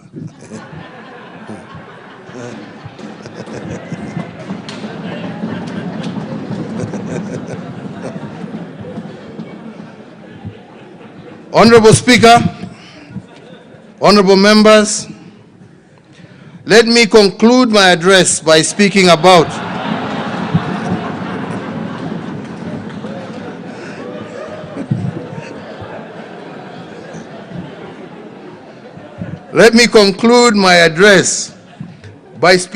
the fourth frame that has guided my administration, and I call it political stabilization. which is the doctrine that guided me to a path of a handshake with the Right Honorable Raila Amolo Odinga. Honorable members, undoubtedly, as I have tried to explain, my administration has secured an impressive economic acceleration, including the doubling of our GDP from 4.74 trillion to 11 trillion shillings. We have also made big push investments that have spurred development, revived debt capital, and boosted entrepreneurship. We have also restored dignity to our people through water and sanitation, healthcare, education, roads, and security reforms. However, all of this would amount to very little without political stabilization. If every 5 years, toxic political climate and election time tensions would reverse the gains painfully secured, our impressive development record of accomplishment would be an immense tower, sadly built on sand but not rock. For the record, political stabilization is not an end in itself. It is a continuous process that every administration, even those that come after me, must apply their minds to and secure. And let me explain. Next month, we will be celebrating 30 years of political pluralism gained following the reintroduction of multi-party politics through the repeal of Section 2A of the former Constitution on the 10th of December, 1991. From the Mulolongo voting system of the KANU era to our vibrant democracy today, we must celebrate the journey that we have taken and the expanded fields of freedom that we enjoy. While undoubtedly multi-party politics has been a much better democratic platform than the single-party state, we must not ignore the very real negative aspects of our politics and electioneering. The evidence of this is plainly observable in the elections of 1992, 97, 2007, 2013, and 2017, and only in 2002, when, well, yours truly surrendered easily, is the only one that did not have a problem. In 1992, the election cost us Kenya shillings 248 billion in lost economic growth. Lives were lost and populations displaced. And during this election, Kenya's foreign direct investment at the time fell by 2/3 from Kenya shillings 1.8 billion to Kenya shillings 600 million. In 2007, the election eroded the equivalent of Kenya shillings 250 billion in lost economic growth in a matter of days. Lives were lost and populations displaced, just as had been the case to a far lesser extent in 1997. In 2017, we lost close to Kenya shillings 1 billion every working hour for the 123 days we held the election. And in fact, in 2017 election, the economy lost approximately 1 trillion in response to that particular electioneering period. And the question I pose, therefore, to the leadership of this country present here today is this: is this right? Is this trajectory the logical path that our country should take? Thank you. And as I have said before, our country has been in a constitutional moment since 2017. The only question is, what should we do with this constitutional moment? If we do not embrace it, how will it return to punish our nation? And if we embrace it, who are the winners and losers of that moment? That, honorable members, is the question before us today. The parliamentary record, as well as history, reflects that during this reporting period, my administration did attempt to resolve the constitutional dilemma facing our country. We went to the people, and 5 million Kenyans agreed to initiate the process of putting the First Amendment to the 2010 Constitution to a vote. The First Amendment, honorable members, was thereafter taken to county assemblies, where it received nearly unanimous endorsement. In this august parliament, the people's elected representative gave the first mandate a clear nod of approval by a margin in excess of 2/3. If indeed, and I speak to those that need to listen to this, if indeed Article 1 of the 2010 Constitution states that all sovereign power rests in the people of Kenya and can be exercised either directly or through their representatives, the people made their voices heard with regard to the First Amendment.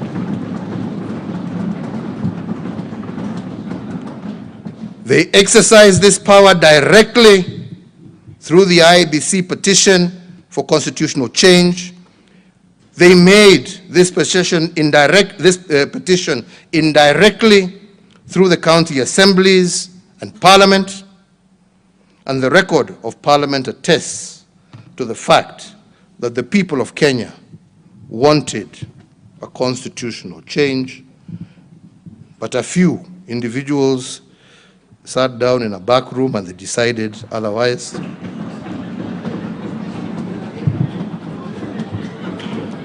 That said,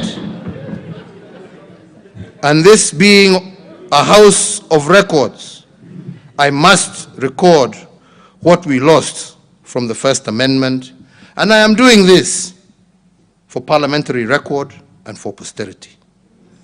The first loss was equity in resource allocation. In missing the First Amendment to the 2010 Constitution, Kenya missed the possibility to increase the minimum county allocation from the current 15% to 35%. My administration, as I mentioned earlier, has increased this allocation to 30%, but this only through administrative fiat. But to anchor this goodwill in the Constitution so that devolution is embedded, we wanted a constitutional amendment that was clear and certain. This, honorable members, did not happen. Had this amendment been adopted, counties would have by law received Kenya shillings 562 billion instead of the 316 billion allocated to them in the 2020-21 budget, an increase of over 75% of their current allocation. The second loss, honorable members, from the First Amendment was proportional representation. Proportionality is about the equitable distribution of resources amongst all groups. And on this particular point, I just want to focus on one: gender balance among.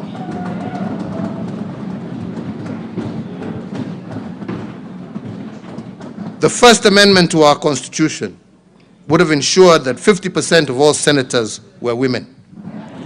And the logic here was to ensure that if we percolate the proposed 35% of our national revenues to counties, women should be at the center of decision-making on how this revenue is utilized. But, honorable members, this did not happen. The third loss was about expanding our national executive to accommodate a broader face of Kenya and to expand representation. This would have constitutionalized the end of the winner-takes-all outcomes of elections that creates so much toxicity and tension. Again, honorable members, this did not happen. Honorable members, we cannot behave like the proverbial ostrich and bury our heads in the sand. A constitutional moment does not resolve itself simply by being ignored.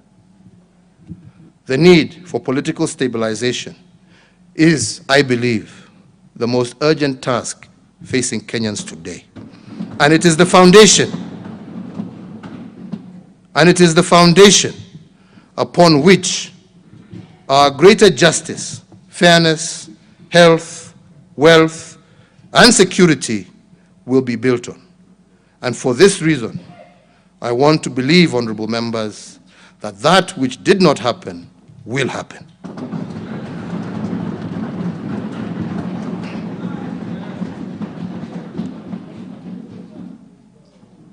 Honorable speakers, ladies and gentlemen, I have given an account of my tenure in office for the last 8 years with a focus on the last year. I want to thank all members of Parliament in both houses for their individual and collective contribution to the realization of our legislative agenda. Over this last year, the National Assembly considered and passed 30 bills, while the Senate passed 19 bills, out of which 3 bills have received presidential assent, while 16 others are before the National Assembly. Mr. Speaker, I also note with appreciation that the National Assembly considered and approved 4 sessional papers, 36 statutory instruments, 15 treaties over the past 1 year, including the Economic Partnership Agreement between the Republic of Kenya and the United Kingdom and Northern Ireland. As you are aware, there are a number of critical legislative proposals emanating from the executive which are still pending in Parliament. And to that end, I urge Parliament to expedite and conclude on the legislative process so that we can have those urgently needed pieces of legislation in place. My administration has also submitted the Huduma Bill, which is so far conclusively institutionalized the reforms of the national identity ecosystem through the establishment of the National Integrated Identity Management System. The other seminal legislative proposals include the Political Parties Amendment Bill, the Political Party Membership Regulation, the Government Contracts Bill, the Kenya National Blood Transfusion Bill, the Irrigation Amendment Bill 2021, the Irrigation Amendment Bill, the Kenya National Library Services Bill, the Proceeds of Crime and Anti-Money Laundering Amendment Bill 2021, and once enacted into law, the Proceeds of Crime and Anti-Money Laundering Amendment will enhance the integrity of our financial system by closing the last loopholes in our war against money laundering and other such maneno. This amendment is not in any way expected to erode a key tenet of the legal practice of advocate-client privilege. I, however, note that on Friday this week, Parliament shall proceed to its traditional long recess. To that end, through you, honorable speakers, I urge Parliament to consider adjusting its calendar to ensure that all the critical legislation and legal instruments, including those related to elections, are concluded in a timely manner. As we look for the future, honorable members, I see great promise. However, just as I said earlier, we must be bold enough to shape it. In just about 8 years, our National Development Blueprint, Kenya Vision 2030, will have run its course, and with it will come the dawn of the 4th decade of the 21st century. By 2030, Kenya will be home to about 63 million of us. The foundation that successive administrations have built will bear true dividends if we boldly reimagine our futures. But if we go it alone, we might not secure the best opportunities for our children. In my eyes, our best chance as individual African nations is to embrace a continent where there is free movement of persons, goods, services, and capital as is characterized under the Africa Free Trade Arrangement. This is because, as I have said before, we are not competitors, but rather comrades with a shared dream which will be achieved much faster through collaboration. The Pan-African dream of our founding fathers that inspired the establishment of the Organization of African Unity that transitioned ultimately to the African Union must transcend to being beyond an inspiration. For Kenya to lead towards this course, on assuming the presidency for my second term, I issued a directive that any African wishing to visit Kenya would be eligible to receive a visa at the point of entry. I did this in the full realization that to secure the prosperity of Kenyans, East Africans, and Africans, we must begin in earnest to break down the walls that divide and separate us. So, Mr. Speaker, or Mr. Speakers, I challenge Parliament to put in place a legal framework to lead to closer union with our brethren in East Africa and across the continent, and to advocate for shared prosperity, greater fraternity, and greater security in Africa. Mr. Speaker, this intent must, however, be preceded by a solidification of the various regional blocs, and in particular, our own East African community. I say this because the whole is greater than the sum of its parts. When each part appreciates its role and the contribution of other parts, then the body is able to function effectively. The African Union will only be strong and vibrant when our regional blocs are of similar character. We must simultaneously re-energize our common bond as brothers and sisters in East Africa, even as we craft a path to the single African Union. This, Mr. Speaker, is the future that I see, and Mr. Speakers lead this Parliament in tearing down these barriers. So, honorable speakers, honorable members, it is now my high privilege and extreme pleasure to submit to Parliament the following 3 reports as required by the Katiba. A, report on measures taken and progress achieved in the realization of our national values 2020, report on progress made in fulfilling the international obligations of the Republic 2020, and C, report on the state of security of Kenya 2020. I have the pleasure of submitting alongside the constitutionally required reports, the report on the Kenya Business Climate Reforms Milestone Report 2020-21. I submit the report in recognition that micro, small, and medium enterprises remain the lifeblood of our economy, and as I stated earlier, my administration has instituted various reforms over the last years that tore down the barriers that constrain the growth of micro, small, and medium enterprises, enabling these enterprises to seize more opportunities and build back better. In that regard, I commit the reports of the record to the record of Parliament so as to maintain the momentum of the powerful engine that has kept our economy roaring. I thank you all, and may God bless you, and may God bless, preserve, and protect the Republic of Kenya and her people. And now, therefore, I hand over the reports to the Speaker of the Senate and the Speaker of the National Assembly in that order. Asanteni sana.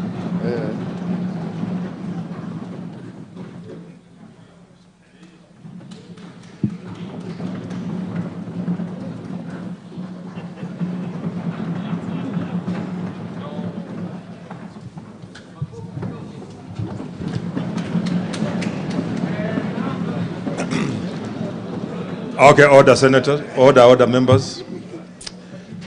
Honorable Senators, having concluded the only business on today's order paper, the Senate now stands adjourned until tomorrow, Wednesday, 1st December 2021 at 9:30 a.m. in the Senate chamber. I thank you.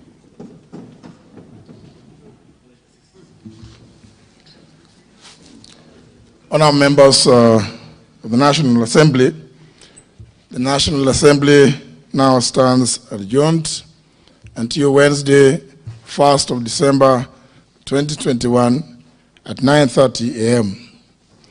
All honourable members and invited guests will join His Excellency the President for our reception at the Parliament courtyard, just in front. In the meantime, honourable members, please remain standing in your places as His Excellency the President and the Speaker's procession leave the chamber. I thank you.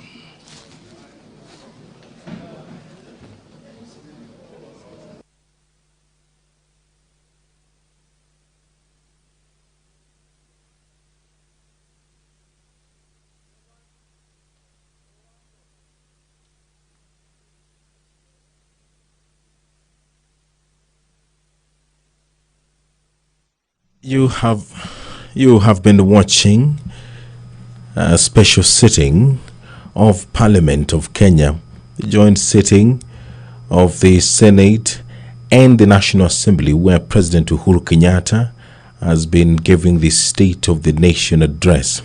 This broadcast was made available courtesy of the Parliamentary Broadcasting Unit in conjunction with the Kenya Broadcasting Corporation. I now hand you over to John Jacob Kioria at the Parliament of Kenya buildings. Good evening.